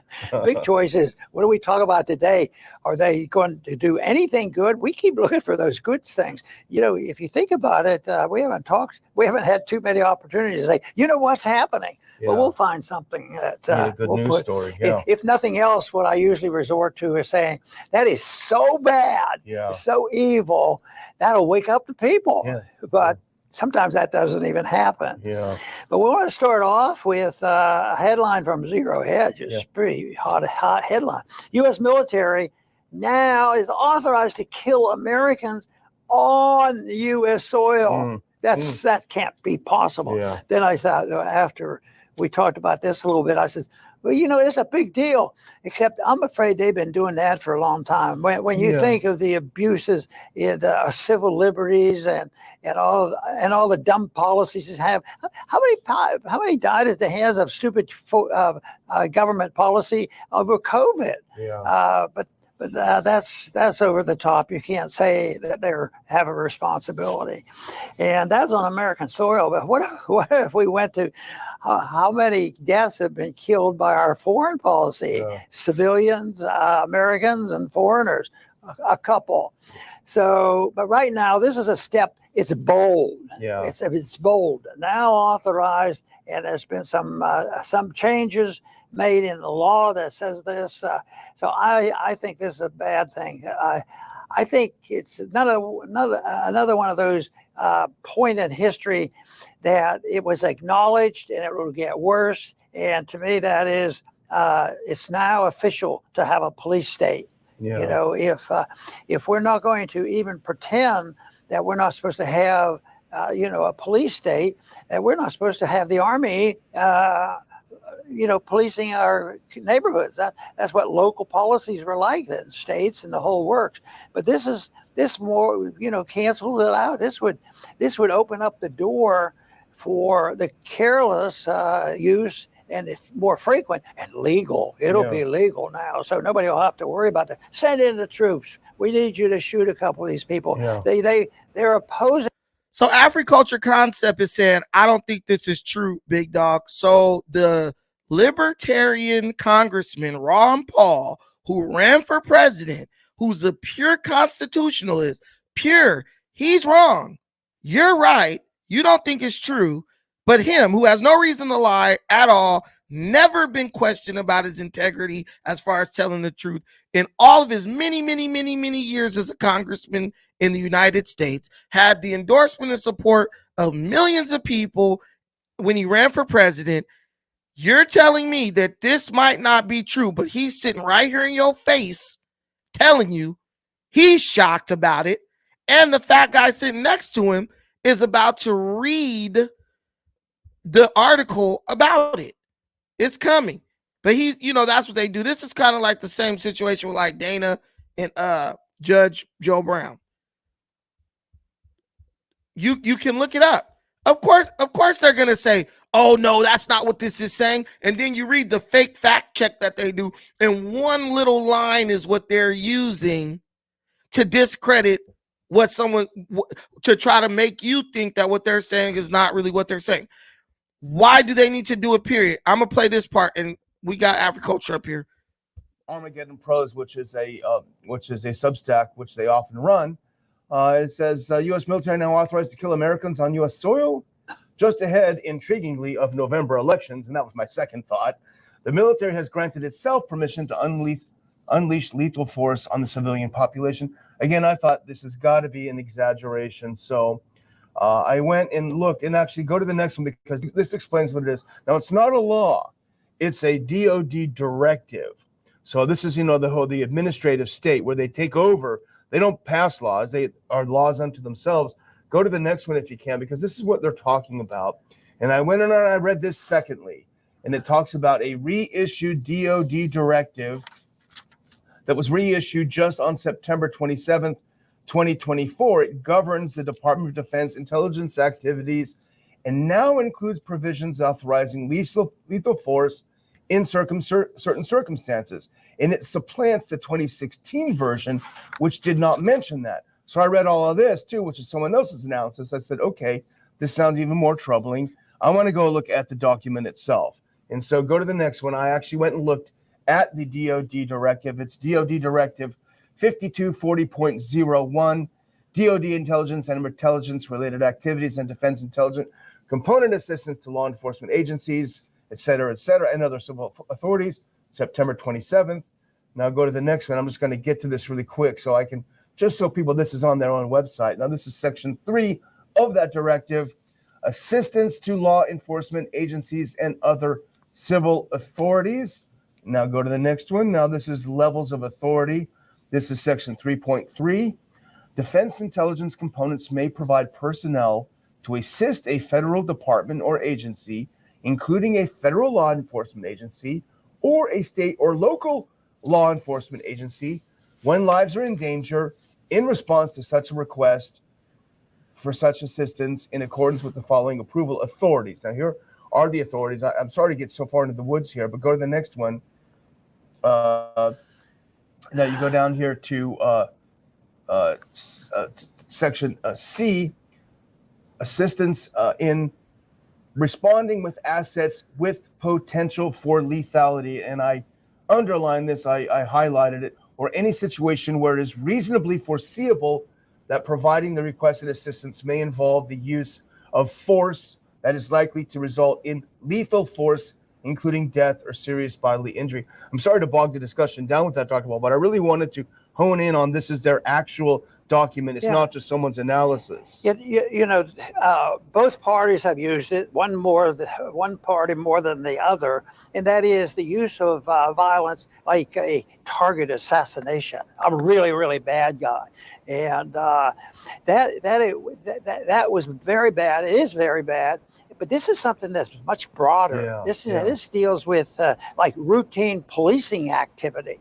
So I think it's a very, very dangerous thing. But mixed in this is the weaponizing the Department of Justice. I mean, you say, well, that's just politics. You go after them on the IRS, send them after there and annoy them. But at times that gets really carried away. People get imprisoned. How about the people who are in prison over January 6th? That was my first thought. Exactly. Yeah. I mean, that people died from that, and they will die, and there will probably, there'll probably be complications from all of this. But then again, the regulations can be well-intended, but people make a mistake. What about well-intended medical care and universal medical care coming from, the federal government? Yeah. They've made a few mistakes over the years, but no, people have lost the confidence, and they, sort of yielded to the government. And these guys are straight mush mouths now. But go ahead, Africulture. So you don't think that this is true, but we just read it. And he read it. I'm looking at it right now. I pulled it up. I'm looking at it. So tell me what part of it is not true.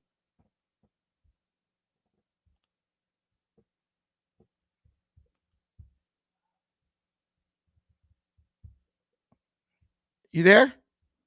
Yeah, I don't know why. I don't know. I keep falling off, but no, it's not about what I think. I'm just trying to look up information. I found a Fox-based source. This is information released by Fox. They saying that it's false information. That's all I'm telling you. I got the article up. I'm just reading through it. You know what I'm saying? They saying that the DOD, that little DOD quote, it doesn't allow for that type of activity unless citatus or something like that. Citatus actions have been taken, basically in the form of self-defense of that. But I'm not saying you lying. I'm just saying, based off of what I see, they debunking it. This is what they're saying. That's not allowed unless, dude, there's not supposed to be any use of military forces against American citizens. There's no unless. Because if you say sedition, what is sedition? That's subjective. People think you got people in America telling you that a bunch of 60-year-old people with no guns, selfie sticks, and iPhones had an insurrection. Now, you and me both know that's not true. But what you're doing is you're opening the door for these people to interpret things, for them to use their interpretation of something as a means to use deadly military force against American civilians. That's wrong. Correct. That's wrong. I swear to God, it's like as more information that Americans get, the dumber we get. You don't see these people opening a crack in the door, so when something go down, they're using January 6th as the springboard.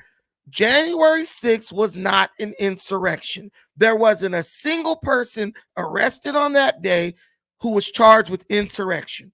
So we know it wasn't an insurrection. We've played the video, which much of the video they're still withholding from everyone, right? But you sat on this channel with me, Africulture, and watch those people walking through the Capitol building, walking through. What were they doing? Were they shooting people and hitting people in the head with machetes? Bro, they were literally taking selfies. They were walking in between the damn ropes that they got to guide you. You saw it. Yeah, there were some people pushing in the door and stuff like that, trying to get in, right? They were pissed. They were rioting. I'll give them that. But you don't bring the military to a riot. When those people had the George Floyd summer and was burning everything down and killing people, Black Lives Matter and shit, you didn't see them putting this stuff in place.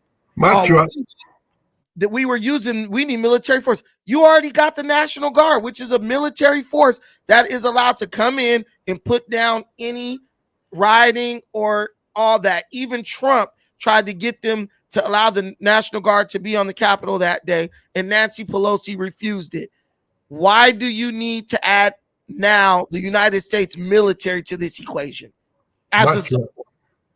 Mic drop. Go ahead, Jughead. Greetings, brother. Greetings, Afri-Concepts. Yeah, I mean, so sticks at my nose. As an outsider, I'll be very cheeky.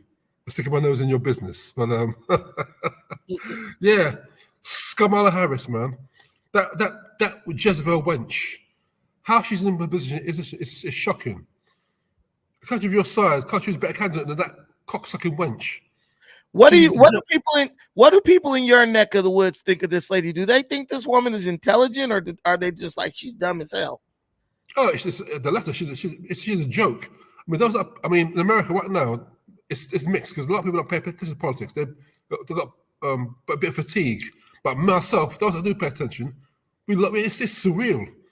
I mean, you can't make this shit up, Brandon. You got someone in the White House, Biden, who stole the election 4 years ago, who shouldn't even be there, appointed someone that's not qualified. You can't make this shit up. Biden shouldn't even be there. He stole the election 4 years ago. We know he stole the election. We know they stole the election. Trump won 4 years ago. That's a fact. Okay? He shouldn't even be there. And he appointed Kamala Harris, who's not even qualified. You can't make this. None of them should be there. They're both illegitimate.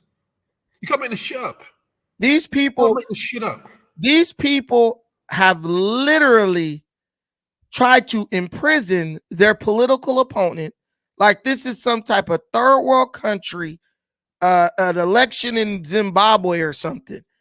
And we still, as Americans, won't accept the fact that we have an anti-American, anti-constitution element in our government.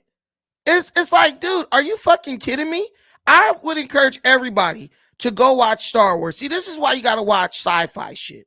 Because if you watch Star Wars and you look at how Anakin Skywalker became Darth Vader, the chancellor, who was the head of the Senate, he ended up being the damn evil emperor of the Republic. He ended up being the bad guy, the ultimate villain. And nobody knew. Why? Because nobody wanted to challenge their traditional schools of thought.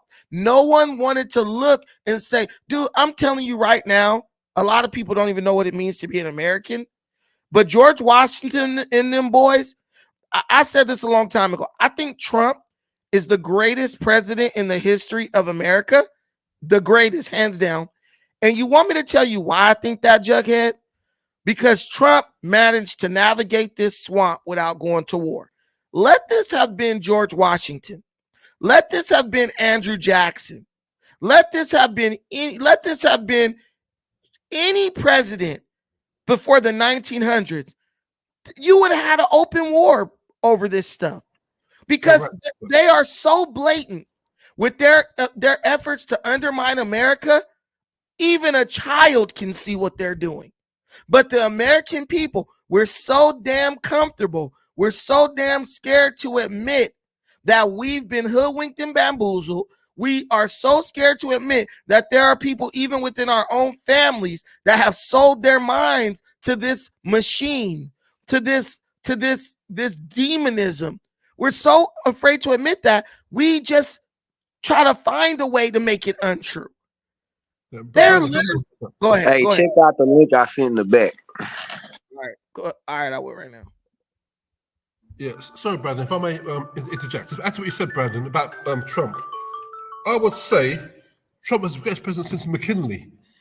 Remember McKinley, who was president in the 19th century? He was killed. You know why? Because he wanted to take cut English out and bring in tariffs. I thought Trump was going to do the same thing. McKinley wanted to end income tax. Well, there wasn't income tax. Bring in tariffs and goods. I think America prospered. And McKinley was assassinated. And McKinley was killed. Trump wants to do the same thing. End income tax. I bring in tariffs on goods. Which is a good idea. And that's why they hate him. Also, ban digital currency.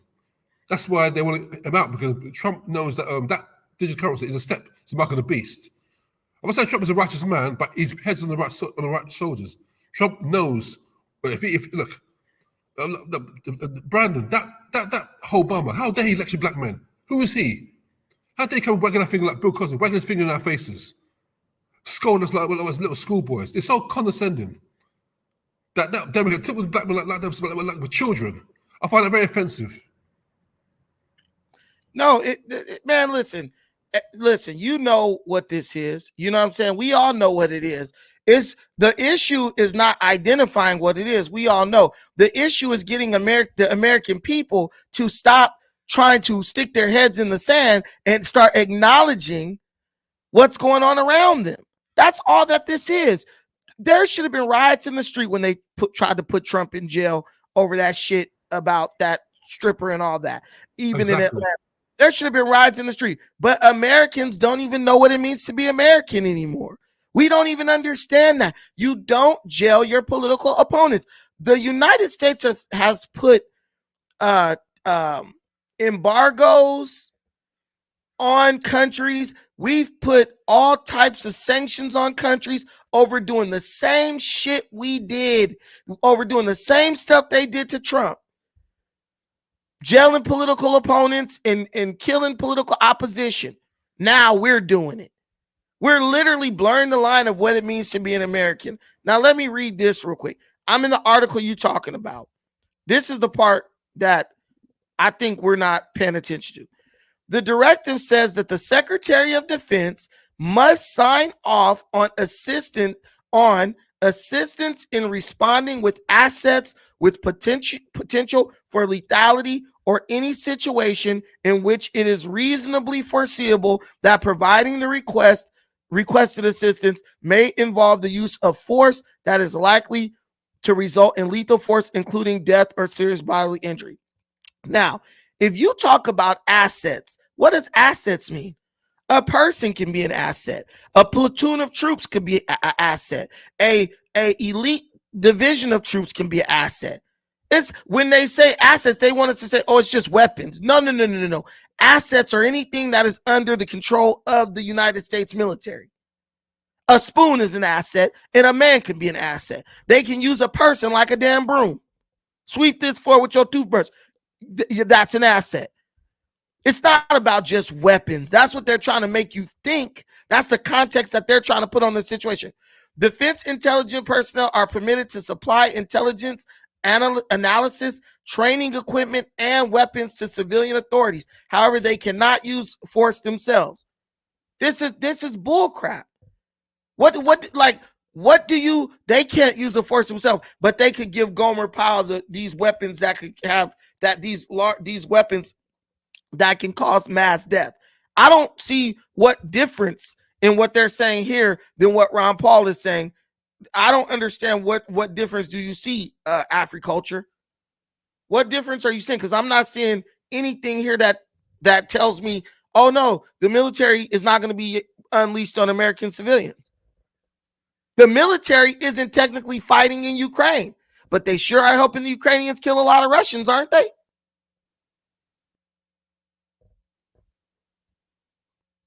I'm asking you, Africulture. Shit, I guess so. I mean, there's a difference from your local police department following you on a high-speed chase or breaking up a protest, right? That gets a little bit out of control. That's a big difference between that and the damn military coming into your town with their high-level surveillance, their high-level weapons, giving it to the local police force, providing them with intelligence. That's like war, dude. They're using the local police, but they are giving them the resources of a military operation. Do you know the Gestapo, the KGB, right? The Gestapo and the KGB. One is Russian, one is German. They were not soldiers. They were paramilitary law enforcement groups. That's the same thing what the police are. Paramilitary law enforcement groups. Did that stop the KGB from killing people, torturing people, and doing all that stuff? Why? Because the they were military people who were made police officers in the cities and provinces and stuff of Germany and Russia, and they carried out military-style operations against civilians. That's wrong to do. It's against the law. Civilian opposition is not comparable to trained military opposition. Therefore, the rules of our laws in America, and I think it's even in the international law, you cannot use paramilitary or even you cannot use military tactics against civilian opposition. You can't do it. You cannot do it. That's why the police exist as a buffer between the civilians and the military. So what buffer is there if the military basically turns the police into a military? There is none. There's no difference. That's why there was a big push against Obama when he was giving all those police forces all around the country, all those military vehicles and stuff. You know that some of these dudes got tanks. Talking about we use these for drug raids. You don't need that shit for no drug raid. A damn military tank. You rolling in people's front door and stuff like that with a damn big ass military grade vehicle. This is just, oh no. You don't understand. It's like a girl. It's like your girl cheating on you, but she said, "Oh, but I didn't suck his dick." Dude, you still cheated on me. We're just trying to minimize. We're trying to make it seem like it's less than what it is. Please. Most of these police officers are ex-military. I don't trust this. This opens the door for all types of crazy military on civilian population violence. I really wish people watched me. So what you saying that took place? You saying that they like what did they do? What did they do? They passed a bill or something? Like what happened? That's the problem. They didn't pass a bill. All they did was just made a declaration. The DOJ decided that they would now do this, be able to do this. It didn't go through Congress. Nobody voted on this. That's what the article is saying that, and you know, I'm not no expert at this shit. I'm just going by, you know, sources. You know, it says in the article that U.S. law prohibits federal troops on American soil from using force against U.S. civilians except in cases of self-defense. So I'm just trying to understand, like, now define self-defense. We're here on the ground we're here on the ground. We're just giving intelligence. We're just providing strategic support. The mob hit the corner. The platoon of freaking army people took their ass out because they was throwing bottles at them. That's self-defense. See, when you open things up to where they can be loosely defined, agriculture, you're creating an environment that's conducive for it to happen. See what I'm saying? It's like, Yeah, I do. I wear these white Nikes to the club, and if a nigga step on my shoe and put a stain on him, I'ma kill him. Well, you create an environment that is conducive to you being able to kill somebody. Because if he steps on your shoes and stain your fresh white forces, you're going to kill him.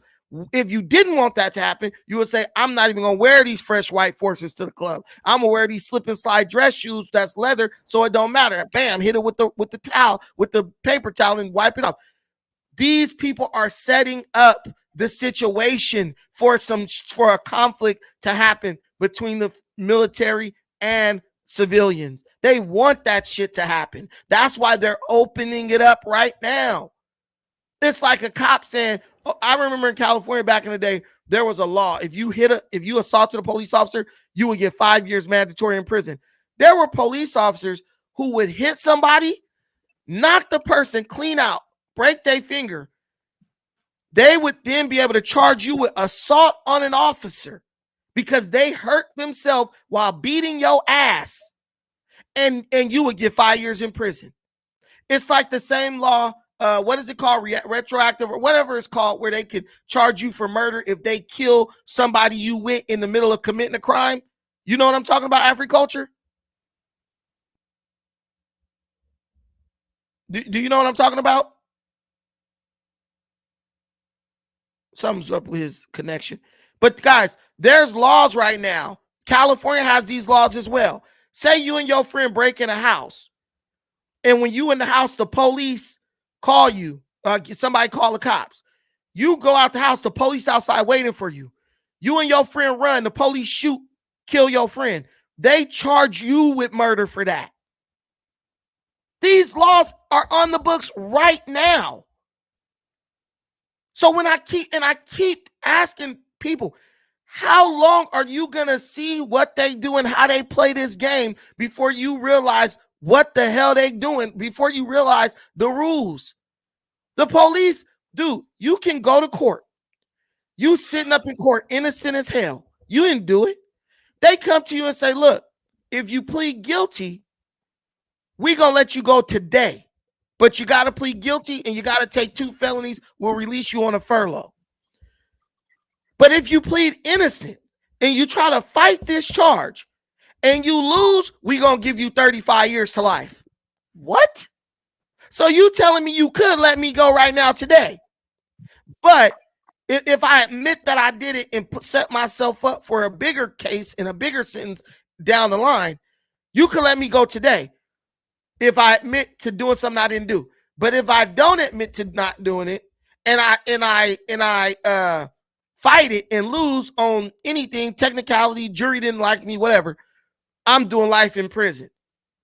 It's a lose-lose situation. And that's what they're doing with the laws. They're putting you in situations to where no matter what happens, you are going to come out on the losing end. They're basically creating an environment where they can't be held accountable for abusing you.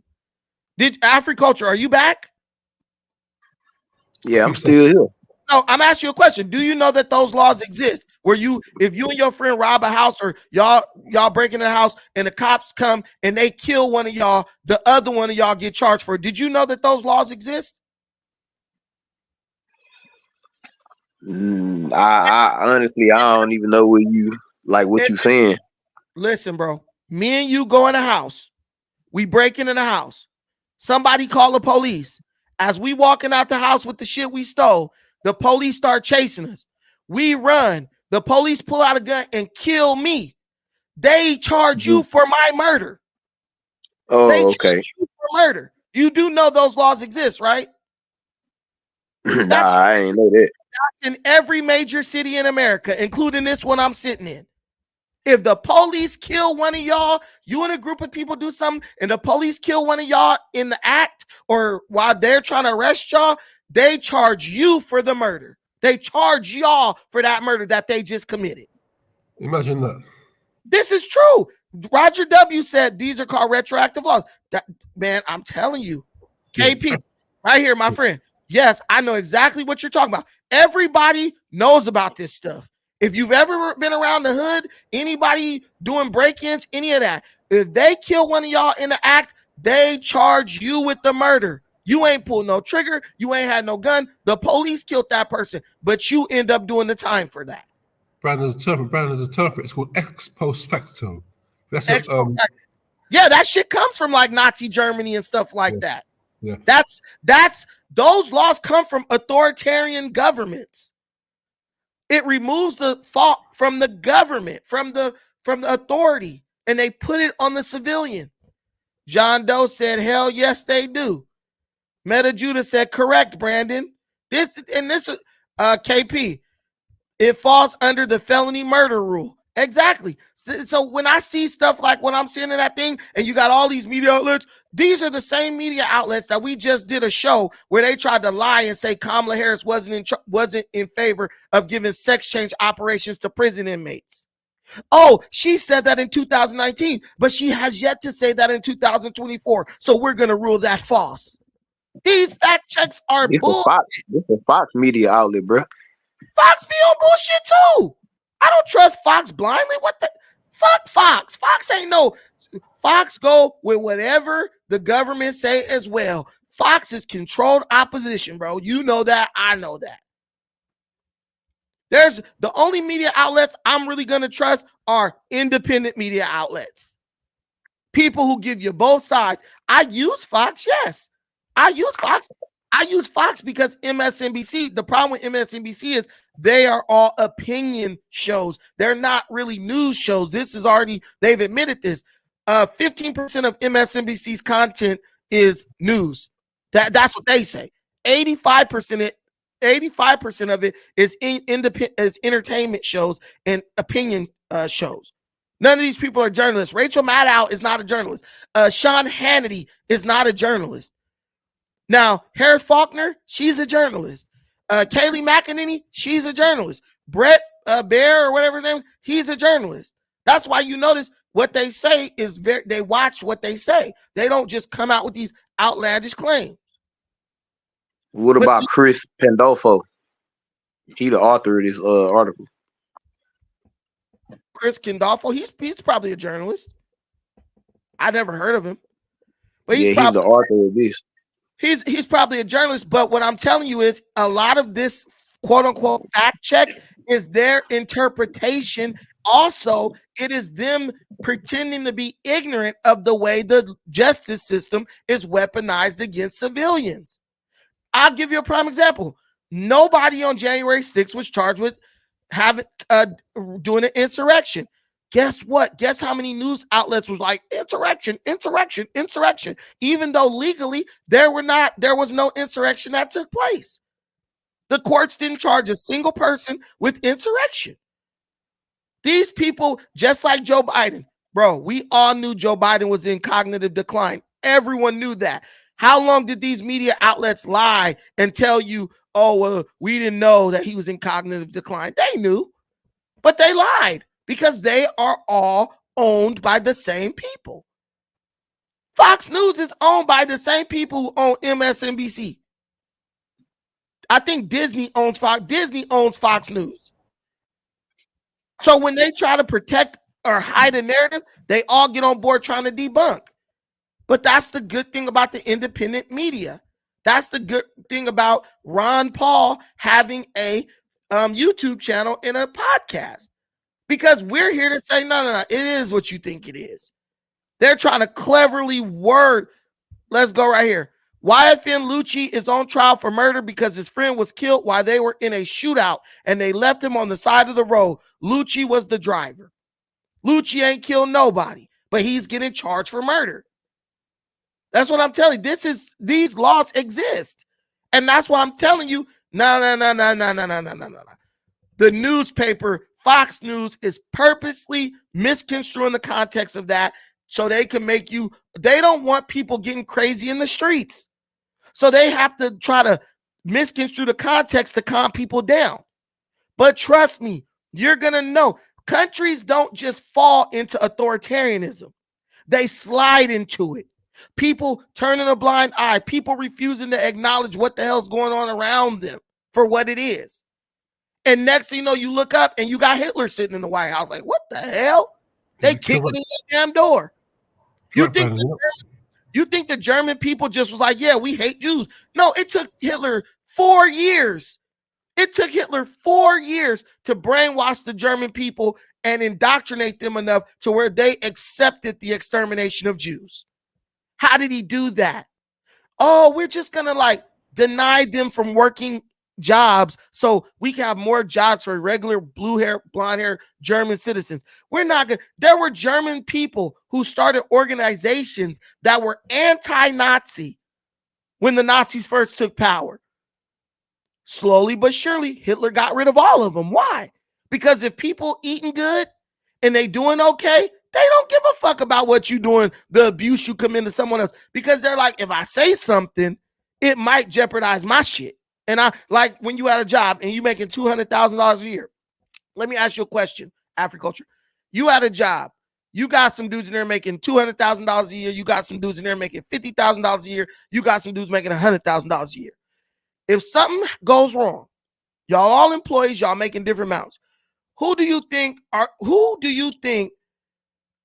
is the first group of people you should go to who actually going to do something about it?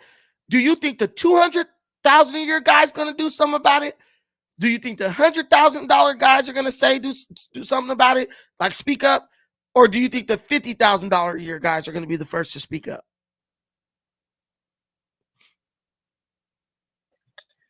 Well, it really depends on a title, but I mean, it's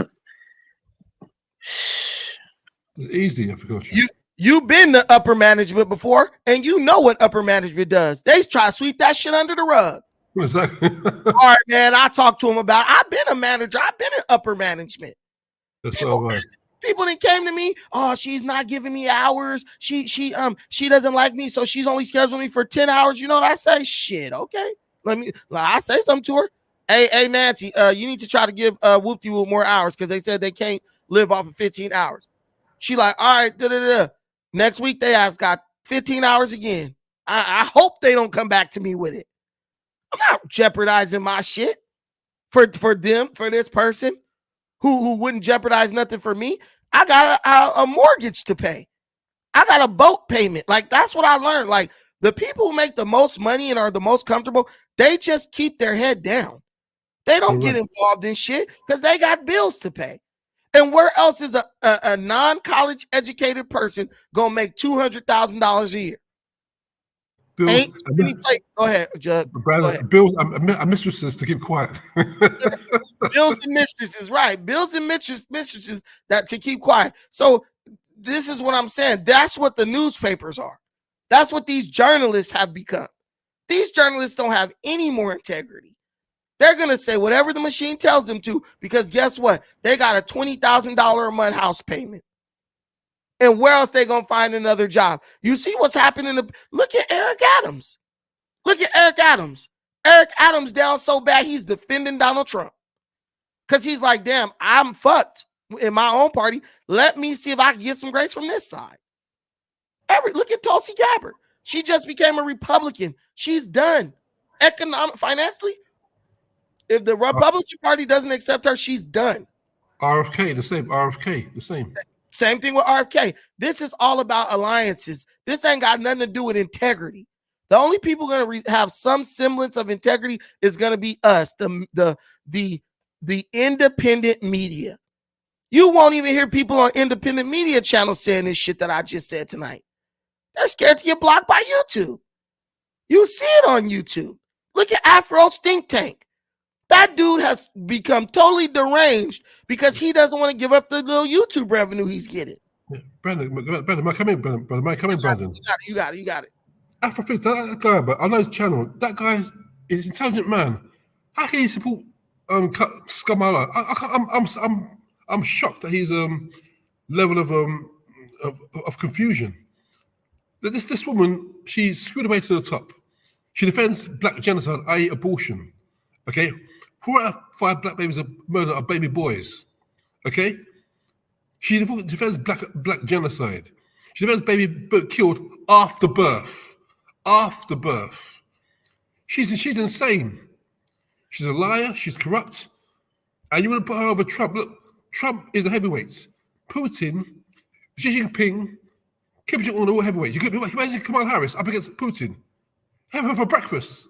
Can you imagine Kamala Harris up against Xi Jinping or Kim Jong-un? They have her for breakfast. No. She's a moron.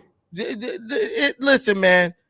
As long as Afro Think Tank keep getting that military disability check, he's going to always come down on the side of the Democrats, because what you got to understand is these people don't vote based on what's right and what's true and what's false.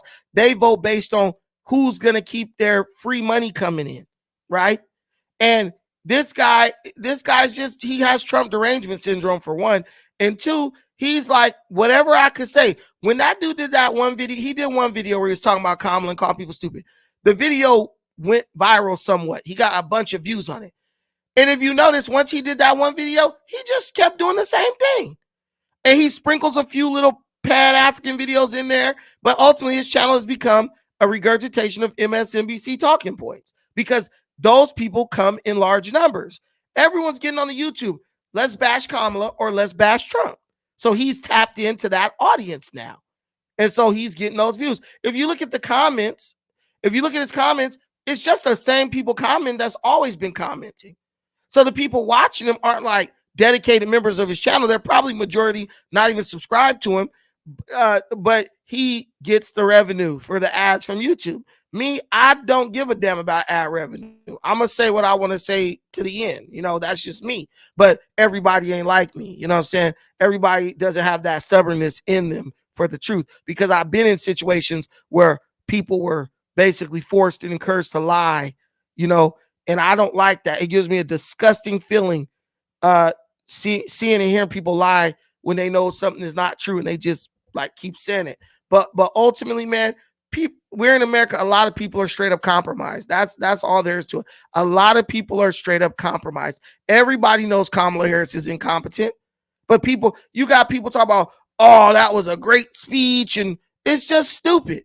It makes no sense at all, but that's what they're into, you know? And I wouldn't be surprised if he figured out a way to get paid. That dude's a pretty smart dude. So I wouldn't be surprised if he figured out a way to get paid to speak kindly of Harris. We all know Kamala Harris is paying people to say good things about her online. But you know what we're going to do? We're going to keep acting like it's not happening. So I'm not surprised. Look at all these, bro. This lady allegedly gave Beyonce $10 million to get on stage at that conference, at that rally, and say like 3 or 4 lines. Now, once you gotta pay people to say good things about you, I don't trust nothing anyone says about you from that point forward. Because I'm like, this person's probably getting paid. Meaning that's not their opinion. They don't stand behind that statement. They just got paid to say it. $10 million to get on a rally stage and say, she didn't even say she liked Kamala Harris. She was just like, what up, Houston, and all that stuff. But Kamala knows black people only care about star power and celebrity. That is like gold to us. So Beyonce get on stage. Oh, this person's good. They brought out Beyonce. Don't let her bring out Denzel. It's over. She gonna get the black vote in a landslide. Let me play this. And I'm segueing to this. This idiot Luther Campbell, Uncle Luke, the shake your booty dude. This guy now is like begging black people to vote for Kamala Harris. Why? He's never given you any policies. He's never given you a reason why. He's just telling you to do it because he's getting paid. Very important people. I know some of you all are thinking about not voting.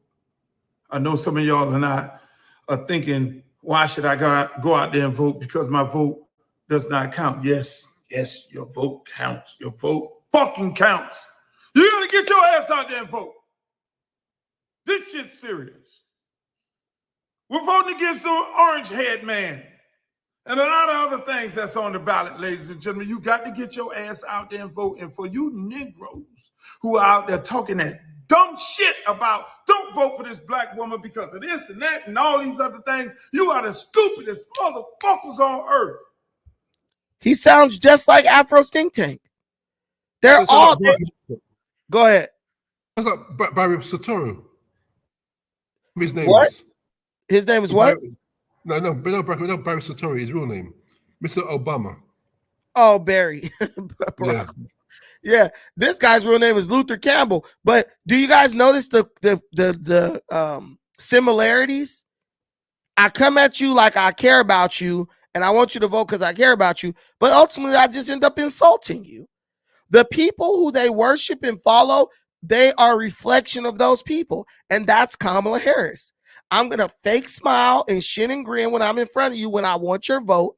But the minute you dare stand up to me and show me that you're thinking for yourself, I'm gonna start cursing you out. Just like Tucker Carlson said, they hate the American people because the American people continuously remind them of how unremarkable they are.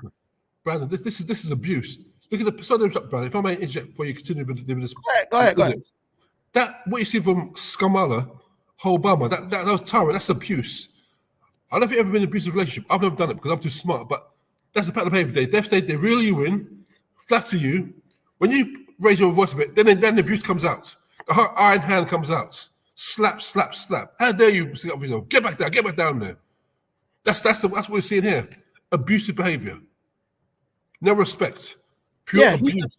He's abusing his own people because she's paying him. He couldn't give a damn about Kamala Harris. He only cares about the paycheck she's giving him. He's a washed up rapper. She give dude about, like Hakeem said, she give bro a little 15,000, 20,000. Bro, good. He gonna pay his mortgage up for the next. Well, he probably owns his house because he bought in Florida, but he got a little money to play around with. He get to roll around like the big baller shot caller. And let me tell you something with this guy. He's so ridiculous. He's tied in with the Democrats in the state of Florida too. That's what people don't realize. He's tied in with those Democrats in Miami. So he's always going to come out and bash black people and talk shit to you to make you feel like you're stupid for doing what you believe is best. Listen, if he cared about you, say this. It doesn't matter who you vote for. Just make sure you're very well informed. You do your research. And when you vote for your own best interest. Only you can decide what's in your own best interest. Don't just go out here blindly voting for anybody. I wouldn't even encourage someone to blindly vote for Trump. Go do your research, whether that's watching videos or that's just reading your ballot, the paper that explains the ballot and what's being voted on. It doesn't matter to me. I want to inform people because I believe if someone seeks information, that information will ultimately lead them to voting for Trump because he's hands down. This is the easiest decision you'll ever make in your life. I'm telling you that right now. It's the easiest decision you'll ever make. Yeah. So it's not even a big thing. The only people supporting, look, they put microphones in everybody's face and they ask them, why are you supporting this person? When I listen to people talk about why they're supporting Trump, I hear people who are informed. They know what's going on in this country. When people say they're supporting Kamala, they admit they don't really know what's going on. I don't really know what's going on. I need to do more research. You ain't did research, but you already know who you voting for? They're fools. These are the fools who will get herded into internment camps. They won't do that. They won't even look up until they told us they were taking us to go on a cruise. Oh yeah, to the damn concentration camp cruise. Go ahead. Let Africa come in. Go ahead, Africa. I'm an intruder. Let Africa. I'm an intruder. Let me back off a bit. Go ahead, Africulture. I think bro got something going on with his sound, or he just listening. Let me play that. Let's finish getting cussed out by Uncle Luke. Stop playing yourself. Project 2025. What the fuck is this man gonna do? Close the Department of Education? Who does that affect, dummies? If you close the Department of Education, that money goes toward schools that are in blighted areas. I work at one. He's a liar. He's a liar. Trump wants to close the Department of Education and give parents vouchers with worth money that they can use at the school of their choice. Private schools starting their own school institutions, anything like that. Black boys can't even read, Jughead. In America, we have this epidemic where black boys, black people are highly illiterate.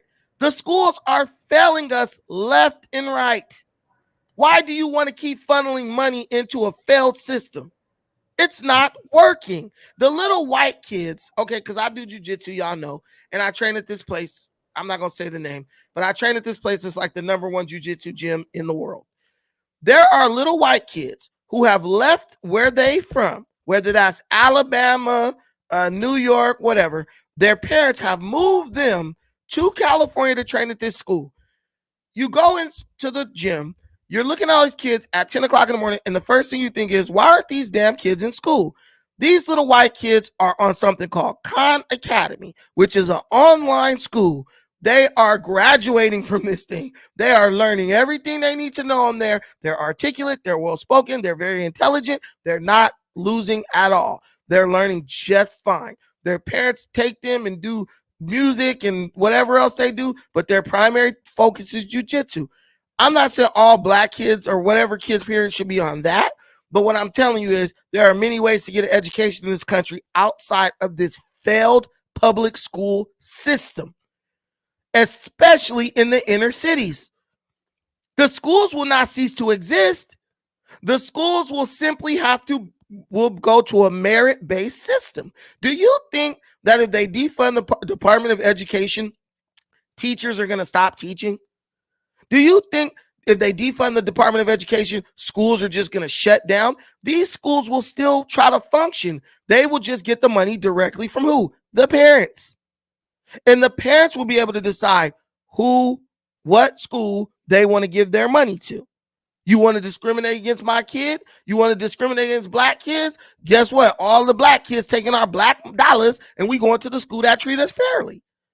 If you come to California, it's already happening because all the private schools, especially concerning high school football, these schools out here, Mater Dei and De La Salle and St. John Bosco, they got all the athletes. All these little inner city schools, Long Beach Poly and Wilson and all them, they can't even get any athletes because the private schools are giving the athletes scholarships to come there. The parents are saying, damn, this kid going to this ghetto ass inner city school. I'm taking my kid over to the white school, Mater Dei or St. John Bosco or Servite or, all these damn schools, Bishop Amont, Bishop Montgomery. People are already doing it. And what it proves, what I've learned from this situation in California is if a parent has an opportunity to give their kid a better education, 9 times out of 10, they're going to take advantage of it. And that's what these schools are afraid of. They're afraid that the parents will have power once again. And that's what Donald Trump is doing. School choice. You choose where your money goes for your kid's education. Not, oh, you live by this school, so you have to go here. That's some damn socialism shit. Let us choose. That's like somebody said, oh, if you want to go to college, you got to go to the college right by your house. You can't go to Harvard if you from California. That don't make no damn sense. It's going to open it up, baby. Let me play this some more. And you sitting up here worrying about a skin color. Unfucking believable. Project 2025 allows police full immunity to kill innocent black men. Y'all don't understand that shit? This man sat up on the stage and said, I'm going to give police officers full immunity. He might as well go ahead and say kill innocent black men and women. And they want to ban books like his homeboy here in Florida. He wants to ban books. So you get rid of the Department of Education, plus you ban books, and then you allow Elon Musk to then put the fucking robots in your house for $20,000. Let's see how that shit go. It's all about the bag, people. You got Kamala Harris. She's not about the bag. She's trying to do one thing, get you black ass in some homes, because us black folks don't own no fucking homes. So she's going to give you $20,000. She's going to give you $6,000 for the middle class, money that'll go into your household for income. She's going to give home loans to first generation homeowners. If your mama, your daddy, your granny own a house, you do not qualify. See how they lie? They know the context, but they purposely misrepresent the context. She's giving that to first generation home buyers. Meaning if anybody in your family before you owns a home, you won't get the money. Robert, exactly, Rob. He all over the place, Rob. He don't know what to do with himself. Now, the robot gonna get in your house and kill you. These Negroes were celebrating Elon Musk 2 years ago. But now he supports Trump. Oh, he's the Antichrist. It doesn't even make sense. Just like a year ago, Kamala Harris was an embarrassment and they wanted to remove her from Joe Biden's political ticket. Now all of a sudden she's Gandhi and Shakespeare rolled all into one. She's a thespian. She's the smartest damn thing ever. She's Wonder Woman, Claire Huxtable. Wonder Woman. She's Claire Huxtable, exactly. Shit. Her ass is Felicia Rashad now. Like, and no one's buying it. I mean, hopefully no one's buying it. Some dumbass is buying it or trying to make an excuse for it. But I'm not falling for it. Let's continue. And y'all talk about fucking with this orange head man who don't want to do what? I don't want women to have the right to do what they want to do to their body. I feel like government should tell women what to do with their body. That is some bullshit. He's going to put more Supreme Court justices in there. That's some bullshit. Are y'all serious? Full immunity, telling women what the hell to do with their body, banning books, closing the Department of Education, and then he sent his cronies out there on the fucking stage to say all that racist shit. Do y'all ever notice they never talk about the bad things that Democrats support? For one, Trump doesn't even support Project 2025. We all know that, but they're going to just keep saying it because they think you're too dumb to do research. Next, what about the transgender issue? What about the biological males in women's sports? What about all that? Let's talk about that, Uncle Luke. He don't want to talk about that. Same way Afro Stink Tank doesn't want to talk about that. They keep trying to fearmonger you over Trump. Trump ain't going to do shit that he didn't do when he was already president. Women, female bodily autonomy, that is something up to the states. And the females outnumber the men. So if they don't want that, they can vote against it. Trump even said he would veto a national abortion ban. He already said that. So it's all logic. And there's nothing that Kamala is going to be able to do about the situation with Roe v. Wade. The Supreme Court released it back down to the states. So she could talk all that jive she wants to. She's not going to do it. Even if she does get the votes in Congress, the Supreme Court will simply veto it again. I mean, they'll simply strike it down again as unconstitutional because it strips the American people of their right to vote on how they want to live in their respective state. But like I said, a lot of people do not know what it means to be American. We need to have some national freaking education classes or something. That sounds horrible, but they need to bring back like the Pledge of Allegiance in the history book with the big American flag on the front. I never saw my daughter bring one of those home, but these people don't know what it means to be American. These people in this civics classes, right? These people are so lazy mentally. They don't mind losing all their rights as long as they don't have to think, as long as they could keep focusing on what they're focused on. Brandon, it's that, and it's also cowardice. It's not just America; it's also in the West, in UK. So it's UK, in Australia, during the so-called COVID lockdowns, people allow themselves to be shepherded like criminals in their houses, taking experimental gene therapy injection. I won't call it a vaccine, not a vaccine. People allow themselves to be locked down under a scamdemic, which is illegal. And they comply, the majority. I'm not going to get you flagged. I'm going to be careful what I say. I don't want to get you flagged. No, you're good. I don't even think they could understand what you said. We understand you because we know you so long. Yeah. Well, what I'm saying is, a lot of people were in the West being locked down, by governments illegally, during the COVID scamdemic. Why? Because they're soft. They complied with rules which are illegal and unlawful. So when you said before, Brandon, that when Trump was being harassed by those corrupt DAs, what's his name? Alvin Bragg? What's the guy's name? My God. Yeah, Alvin Bragg. Yep. Yeah, that arsehole. You know, people didn't take us to the streets because they're soft. We're comfortable. They always get a Netflix, MTV, a Marvel movie. We're happy. That's the problem. We're not you and I, but the majority of people are soft and compliant, and they value convenience rather than bodily integrity. They value convenience. Yeah, That's the people. problem, People value convenience over everything. It was people who were cool with COVID because they could order Uber Eats. Like, I'm just gonna order Uber Eats. But what happened when you run out of money because they not letting you go to work? See, that people don't care until it hurts them, until it has a negative impact on them. Then they want to call everybody to arms. We got to do something about this. Like, what? Now you want to do something about it because now you're affected by it? Go straight to hell, dude. Go straight to Hades. But yeah, man, it's absolutely ridiculous, Jughead. You're on point with it. What you think, agriculture, or are you just chilling? I think it's hard. Can you hear me? Yeah, I can hear you. Yeah, I agree with you on that.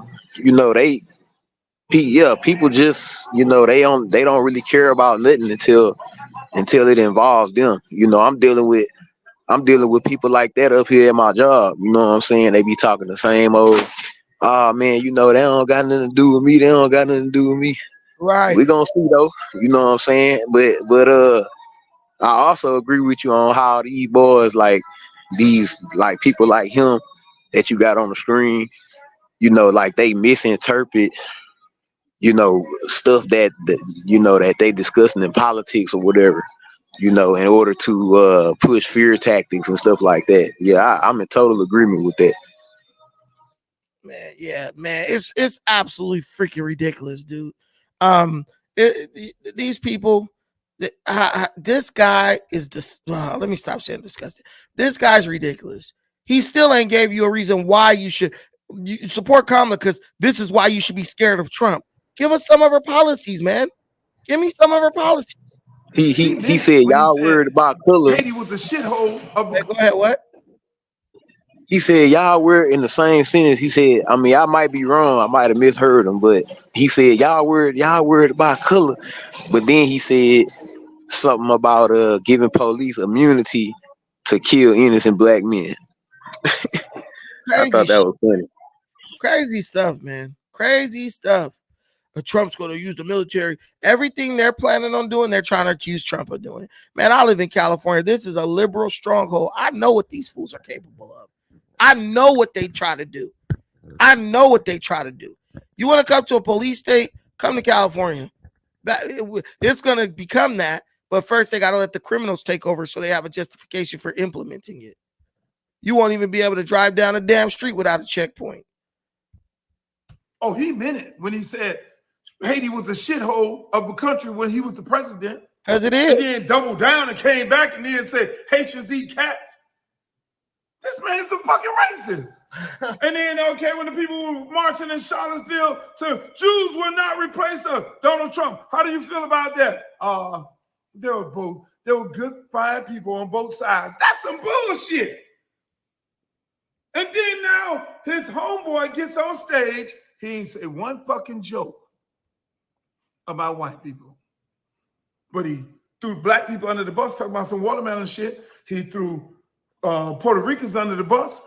Oh, now he's talking about, first he regurgitates the good people on both sides crap.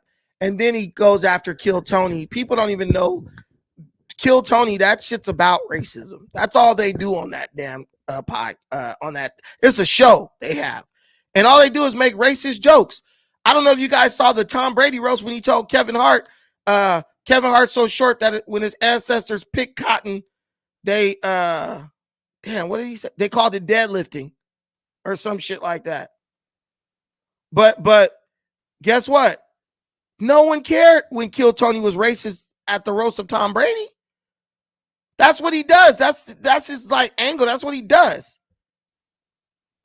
But when he said that he said a racist joke about every damn race on that Tom Brady roast. But then when he did that, when he did that, it was cool.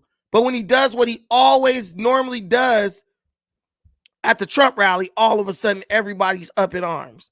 Selective outrage at its finest.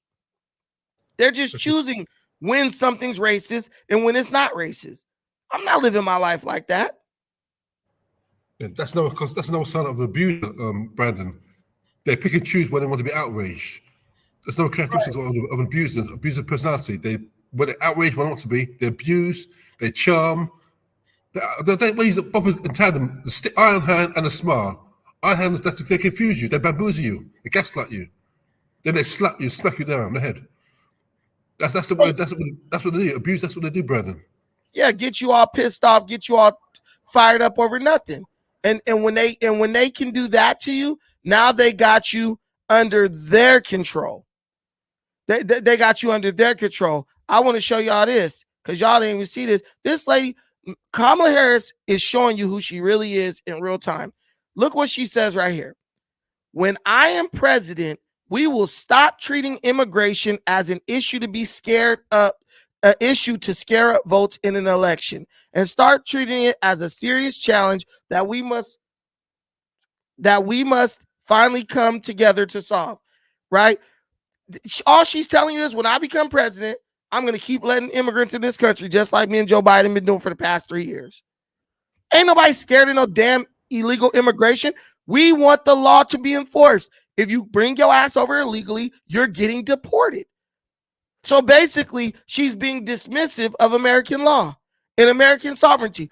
Jughead, I probably could do it over there, Jughead. I probably could come to the UK, just come up in the country and get welfare, huh? No. Well, it depends. If you come through France on a boat, yeah. Look, you got to come from there, right? The Americans can't come over there and just do that and get on the welfare. No. Exactly. So think about that. As an American, I can't just move to the UK and get on their welfare system. I got to be from a third world country. But everybody else want to come do that here. People in the UK come over and be on welfare and all types of shit. I got a homie. I ain't even going to say his name because he illegal. He illegal, but he from the UK. He black too.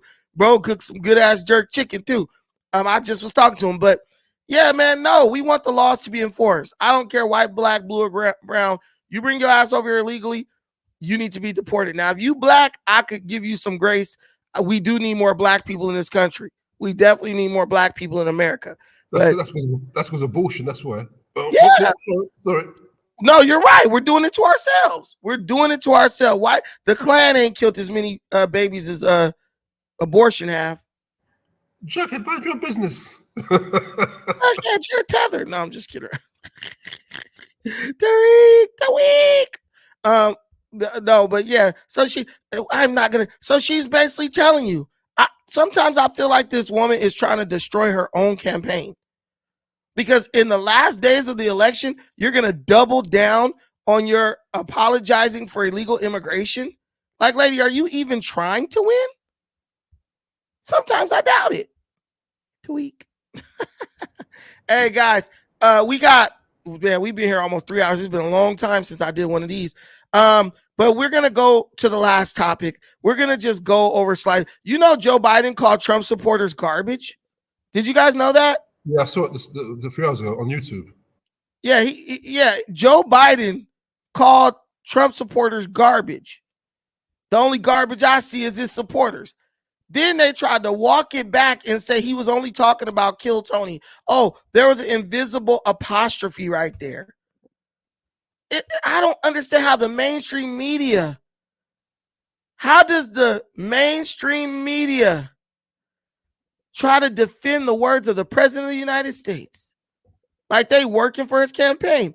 Maybe because they are.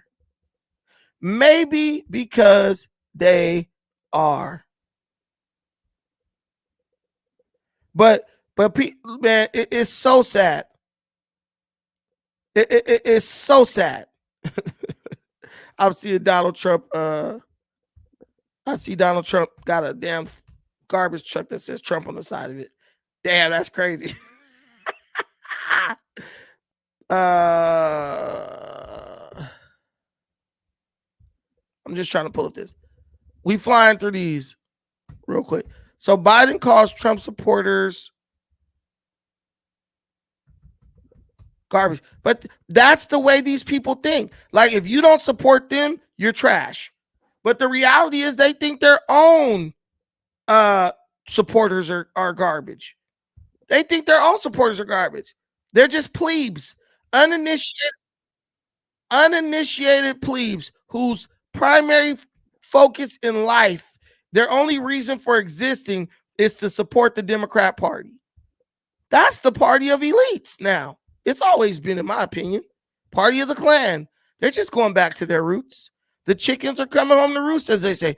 Y'all tell me if there was an apostrophe or if he called all the Trump supporters garbage outright. Donald Trump has no character. He doesn't give a damn about the Latino community. He's failed businessman. He only cares about the billionaire friends he has and accumulating wealth for those at the top. And he says immigrants are poisoning the blood of our country. Give me a break. He wants to do away with the birthright citizenship. Who the hell has said that in the last 100 years? And just the other day, a speaker at his rally called Puerto Rico a floating island of garbage. Well, let me tell you something. I don't know the Puerto Rican that I know, or Puerto Rico where I'm in my home state of Delaware. They're good, decent, honorable people. The only garbage I see floating out there is his supporters. His demonization of Latinos is unconscionable, and it's un-American. It's totally contrary to everything we've done, everything we've been. So there you go. Only garbage I see is his supporters. This fool tried to walk that back. He said that as clear as day. He knows what he said. And part of me kind of feels like he's trying to sabotage Kamala's campaign. Part of me feels like he's trying to sabotage Kamala's campaign. Now let's see what she says. Garbage when responding to the Republicans' weekend rally in New York and a comedian's controversial comment about Puerto Rico. Donald Trump has no character. He doesn't give a damn about the Latino community. He's failed businessman. He only cares about the billionaire friends he has and accumulating wealth for those at the top. He says immigrants are poisoning the blood of our country. Give me a break. He wants to do away with the birthright citizenship. Who the hell has said that in the last 100 years? And just the other day, a speaker at his rally called Puerto Rico a floating island of garbage. Well, let me tell you something. I don't know the Puerto Rican that I know, or Puerto Rico where I'm in my home state of Delaware. They're good, decent, honorable people. The only garbage I see floating out there is his supporters. His demonization of Latinos is unconscionable, and it's un-American. It's totally contrary to everything we've done, everything we've been. The U.S. president later clarified his remarks, saying it was about rhetoric espoused by Trump's campaign. Joe Biden finally said what he and Kamala really think of our supporters. He called them garbage. And they mean it, even though without question, my supporters are far higher quality than Crooked Joe or Lying Kamala. My response to Joe and Kamala is very simple. You can't lead America if you don't love Americans. You just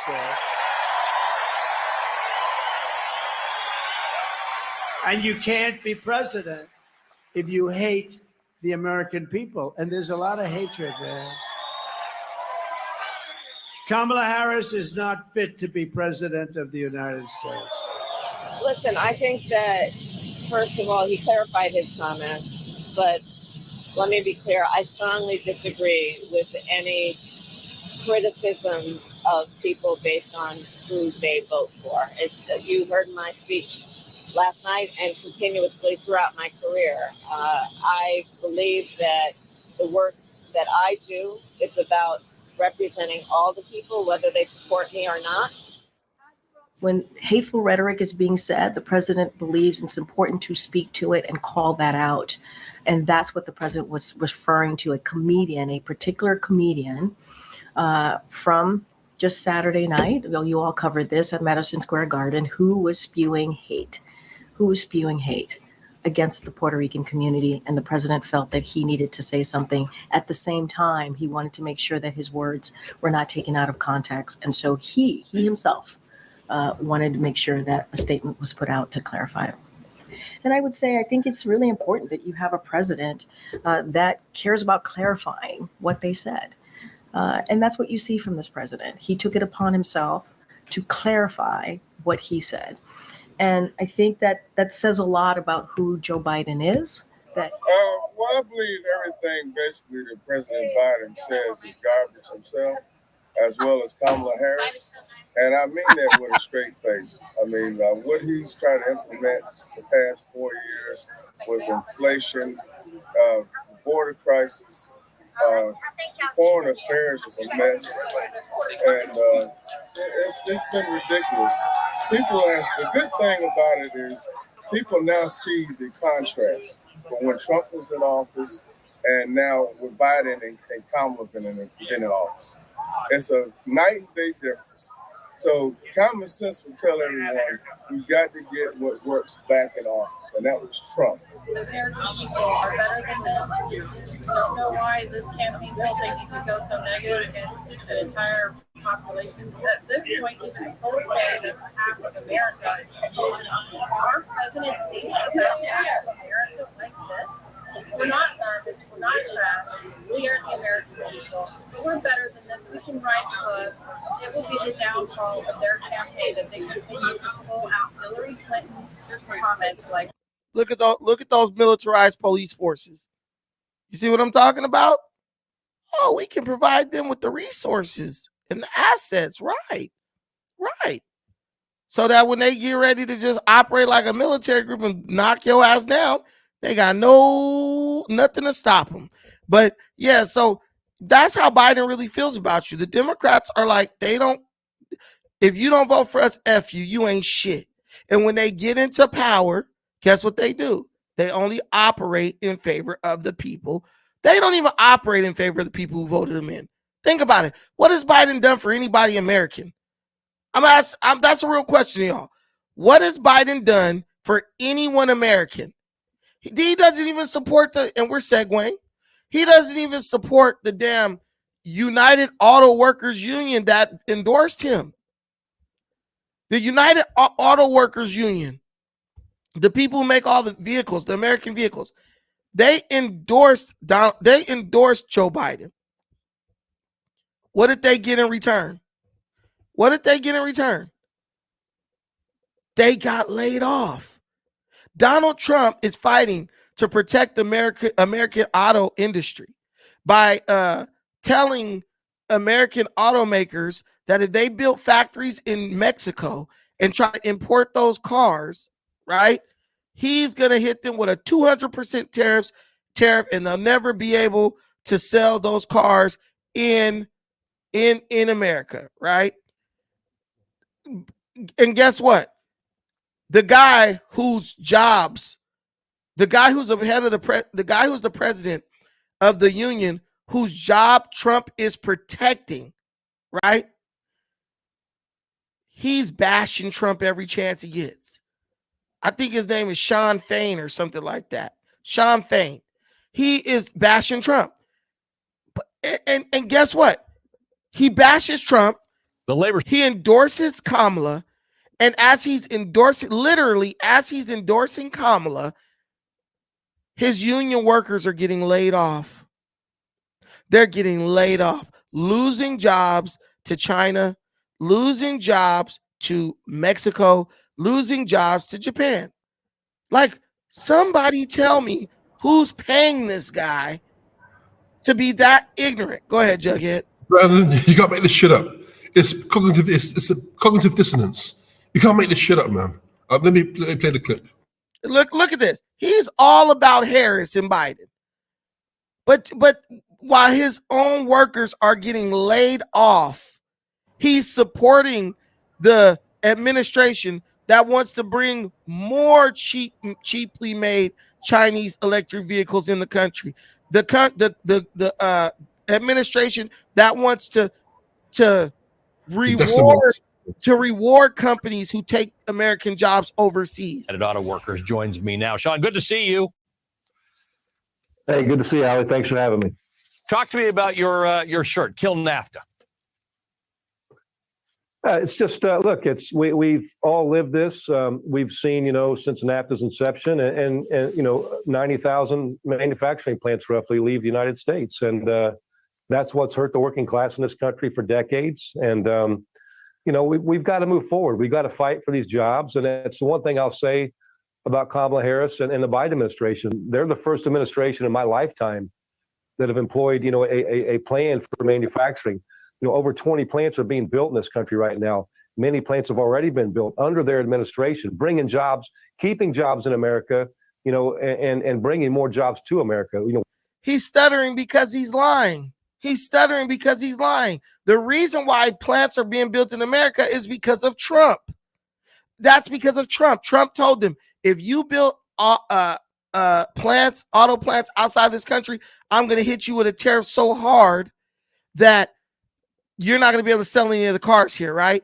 And let me tell you this all piggybacks off of the first tariffs that Trump implemented against China and other countries. Biden strengthened those tariffs. First, Biden called the tariffs racist and sexist and homophobic for some reason. Then he adopted them for himself. So is it really Biden you need to be thanking, or is it Trump? And meanwhile, Union Joe is in the White House. 5,000 auto workers have been laid off. 5,000 auto workers have been laid off. Brand, this guy's either retarded or he's a paid shield or he's retarded. Maybe a bit of both. I don't know. Listen, he might be a bit of both. You're bashing Trump. Trump is the best chance you got because Trump actually is proactive about protecting American jobs, while Biden sits back eating ice cream, right?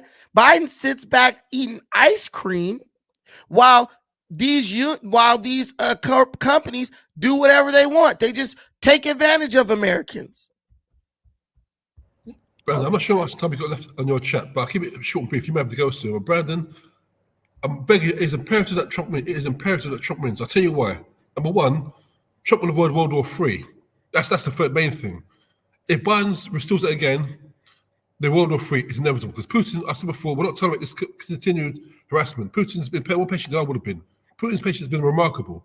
Why Putin on the bomb a long time ago? Putin has restraints over saints. I'm telling you now. I'm like my temper. I'm trying. It was me. I was started World War III a long time ago. If I was Putin, I'd have bombed a long time ago. Now Putin's holding back, but Putin won't hold it back for longer. If Trump comes in, he will end NATO's provocation, thereby decreasing World War III. That's number one. Number two, Trump will bring stability to the economy.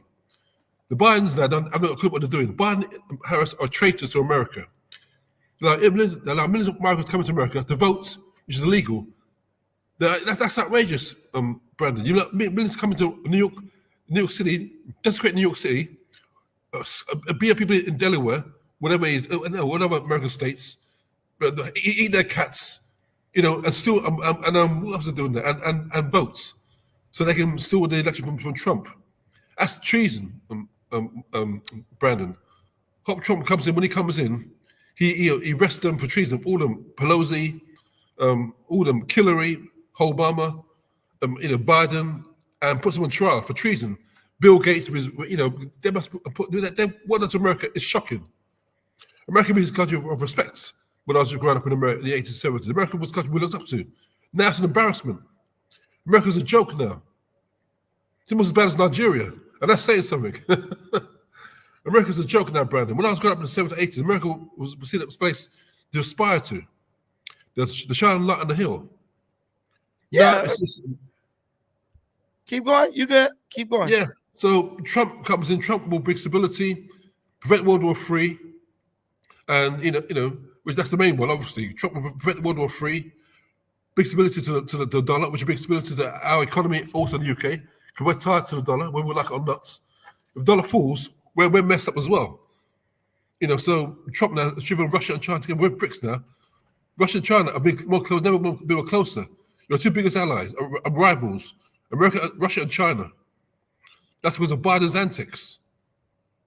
Yeah. I mean, Donald Trump not only tells you what he's going to do, he tells you exactly what he says to these people to get the results that he gets. Like when he told the auto industry, if you try to open those plants, in Mexico, I'm putting tariffs on them. This is how you have to deal with corporations. See, corporations are interested in increasing their bottom line, and they're not bad for that. But you need strong leadership that knows how to negotiate with these corporations and put their foot down, right? Put their foot down when it's time to. Biden and the Democrats, these people are economically, they're feeble-minded, right? They don't know shit about running business or anything like that. So when they get in the White House and they get put in charge of the purse and everything like that, they just think, oh, I'm just going to keep throwing money at the situation. I'm going to just try to bribe everybody, or I'm going to see what I can get out of the situation for myself personally. Trump's not worried about that. Trump doesn't need auto industry kickbacks. Trump has his own money, right? But these Biden, dude, it's the Biden crime family for a reason. Biden is all about kickbacks. He's all about getting those paydays with his family, right? That's all they care about. You notice you haven't heard anything. You notice you haven't heard anything from Hunter Biden lately. These guys are worried about getting their last little coins from these foreign companies, these foreign countries through influence peddling before Trump takes over the White House again. Man, listen, I'm telling you, you guys have no idea. It's so bad. It's so bad. Let me play.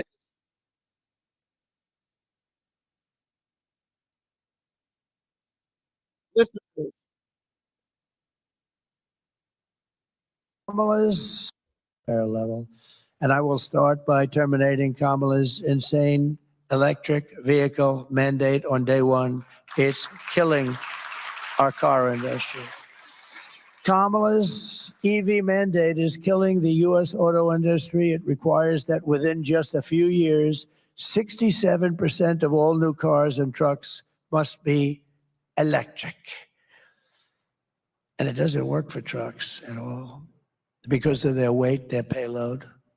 Doesn't work at all. And because they can't go far. I was with the truckers recently because they came to see me because they don't know what to do. They say they want us to go all electric with trucks. And I was with one man who was a giant in the industry, older guy, very smart. Just like 29,000 trucks, 29. I said, what the hell? 29,000? He said, yes, sir.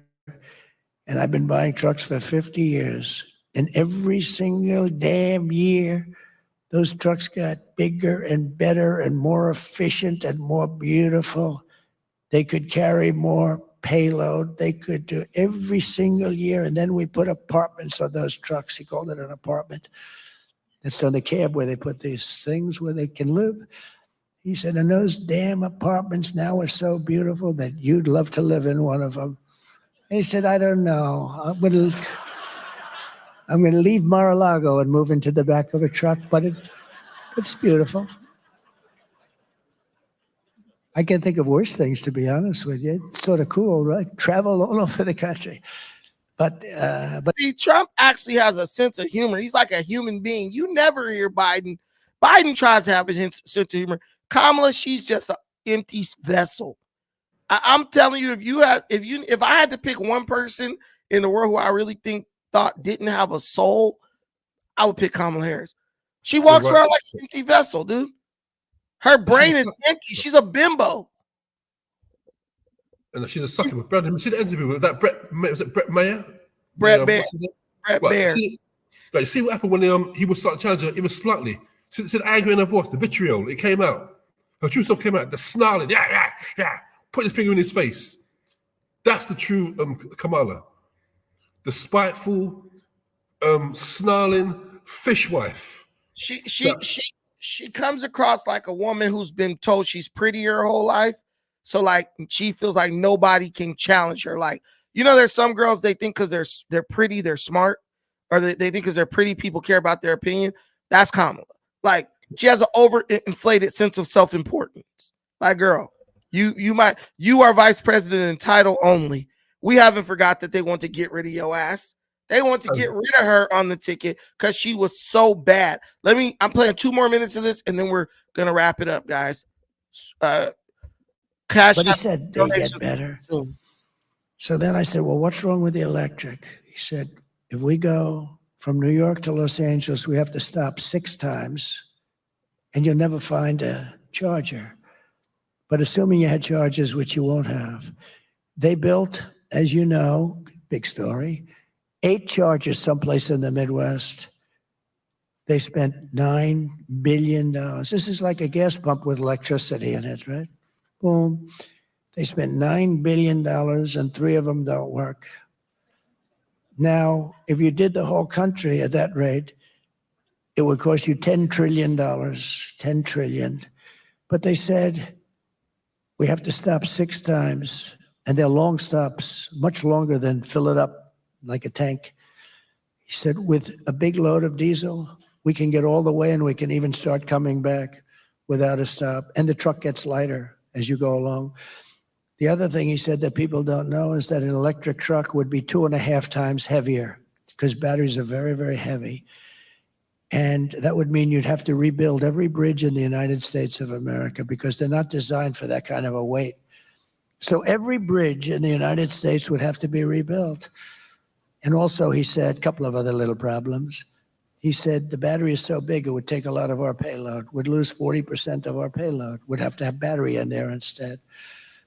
I said, so when you tell them this, if you're a child and somebody said that, you'd say, okay, let's think about it in 10 years or 20 years from now. Doesn't work. He said, we tell them, they said, we don't care, just you're going to order all electric trucks. This is like a dictatorship. These people are sick. Now they want to make our army tanks all electric. I saved the army tanks up in Ohio where they make them. And because I hated the fact that they were closing it. When I was president-elect, I got called from the great Jim Jordan, congressman from Ohio, in Lima. They have a plant that manufactures the army tanks. They were going to close it. And I went there, the complexity, the talent, the people they had working there was incredible. And I said, we're not closing this plant. And now it's the #1 producer. It's incredible.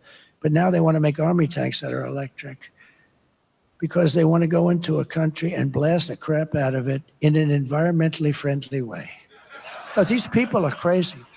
And the problem is the electric battery is so big and so heavy that it would have to be in like a wagon that a child pulls behind the tank. They'd pull in a battery, and it would have to be, and it doesn't work. They want to make everything electric. And yet, think about it. They want to make everything electric, and I'm a big fan of electric. I think it's great. There are certain applications. I mean, Elon Musk endorsed me powerfully, okay? We love him. These people are totally stupid. That's all this boils down to. Straight DEI, fake ass equity, diversity, and inclusion, fake ass global warming hoax, climate change hoax. They use all that and do you want me to tell you why they're doing this? They're not doing this because they want to save the environment. There is some idiot billionaire out here who has a schematic for an electric tank.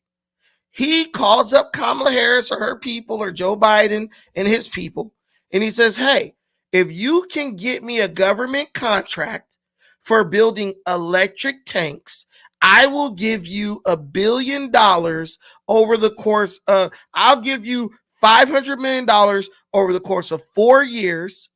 You get me that contract for $20 billion.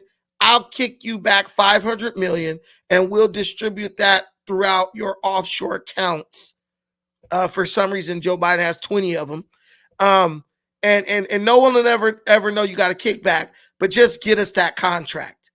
You won't be able to use them worth a damn, but if we get the contract, we'll give you 5% or 6 or 2 or 3 or 4% of it, and you'll be made for life. That's what this is about. Brandon, you're right. Go on. Go ahead. Brandon, you're right, Brandon. It's treason. Brandon, you're being too polite. It's not stupidity. It's treason. This woman is putting you in great danger, Brandon. I'll tell you why. Right now, BRICS nations are gathering together to form an economic alliance against the West, particularly America. Now, in the form of military one, they've got right now in their camp Russia, China, North Korea, other countries that join now. South Korea, former allies, Japan, they're looking at joining too, but these are weapons. Now, if your military is downgraded, how are you going to defend yourself? They're putting you in danger. And also, Brandon, I mentioned before in your broadcast what last president tried to do in the last century to undermine Black America. Woodrow Wilson, Calvin Coolidge, and Teddy Roosevelt. When they brought millions of migrants from Italy, Europe to undermine you. So they give you reparations, and they should have done. They tried to replace you, but it didn't work because Right. Black labor was still needed. Now it's not the case now.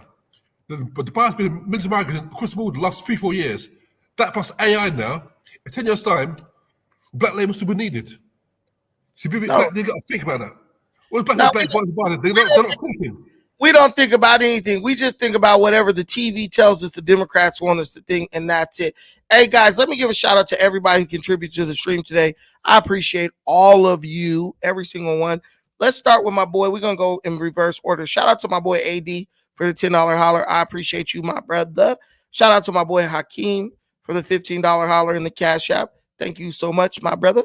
And shout out to my girl, Eagle Eye Prepping. Thank you so much for the $5 holler. And shout out to my boy JP from the LB, always contributing and supporting the channel in a major way. Appreciate that. I don't know if I had anybody in a PayPal, but we'll find out and I'll let y'all know. But guys, this is stupid. I'll be like what Trump said, a damn tank with a wagon dragging behind it. Like, I'm really into tanks. I'm really into tanks. I'm really into tank warfare. I really loved reading about the Battle of Kursk, which is the biggest tank battle in the history of the world, where German tanks, the German Panzer tank, went up against the the T-71. Which one was that? What was that Russian tank called? The T-70, the T-71? You military guys tell me. They say the T-71 might have been one of the best tanks ever made, but I think the Panzer was the best tank ever made back at that time. But yeah, I watched the movie. I love the movie.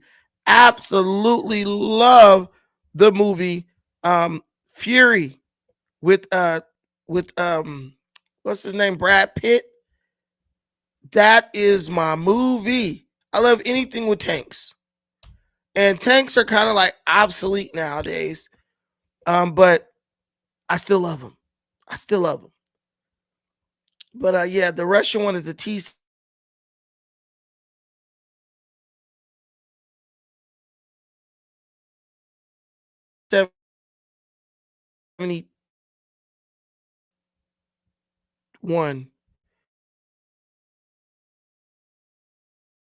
For World War II.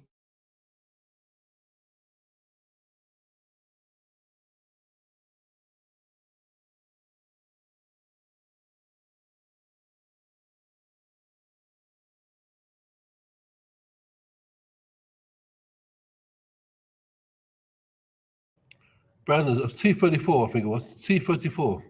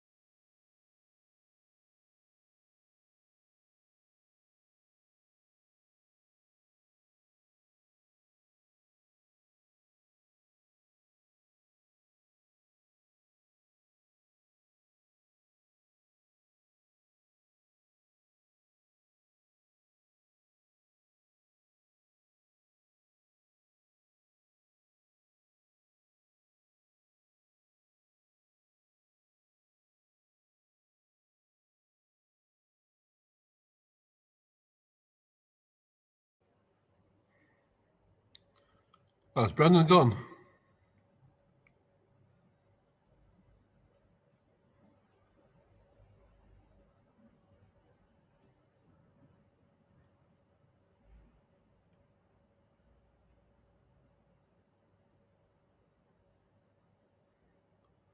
Is Brandon gone? Okay, guys, take over the show. Take care, guys, from the UK. I'm out.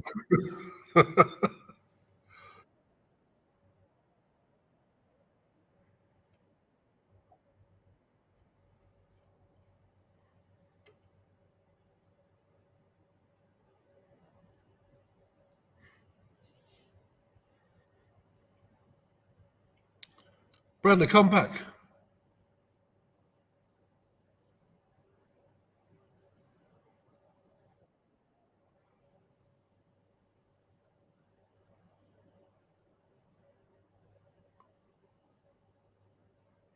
Wow. Okay. Well, while I'm here, please, from all my fellow FBA people, vote for Trump.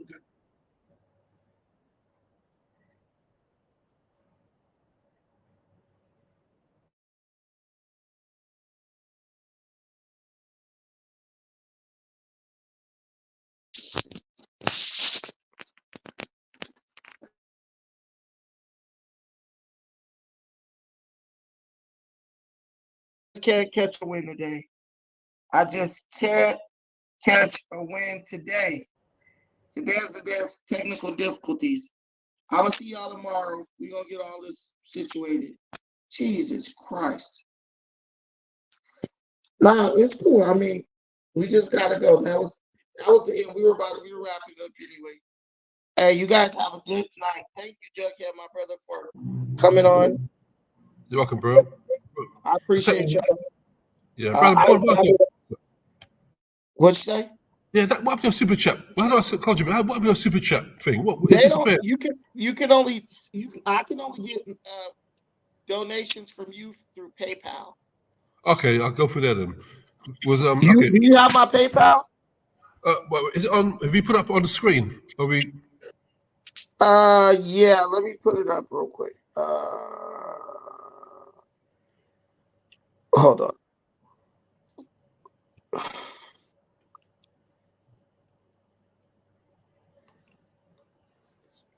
Hold on, I'm putting it up. It's an overlay. If I can find it.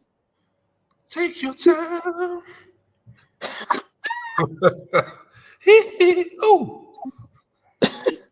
There it goes right there. Let me take this thing down. All right, it's just right there in the middle. It's Jujitsu Baba, just JIUJITSU, Jujitsu Baba at Gmail. Also, at the top of the chat, like if you go to the top of the chat, there's a link. Actually, you know what I could do? I think I could put it in the back chat, private chat. Let's see.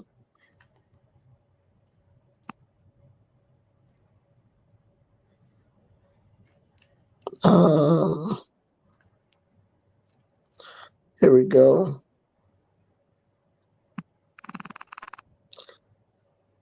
All right, I put the link in the back in the private chat. So if you click that, it'll take you straight to me. Thank you, my brother. I appreciate it. Thank you in advance. Man, you're welcome. Thank you, my input. Being a nose Parker was in your business.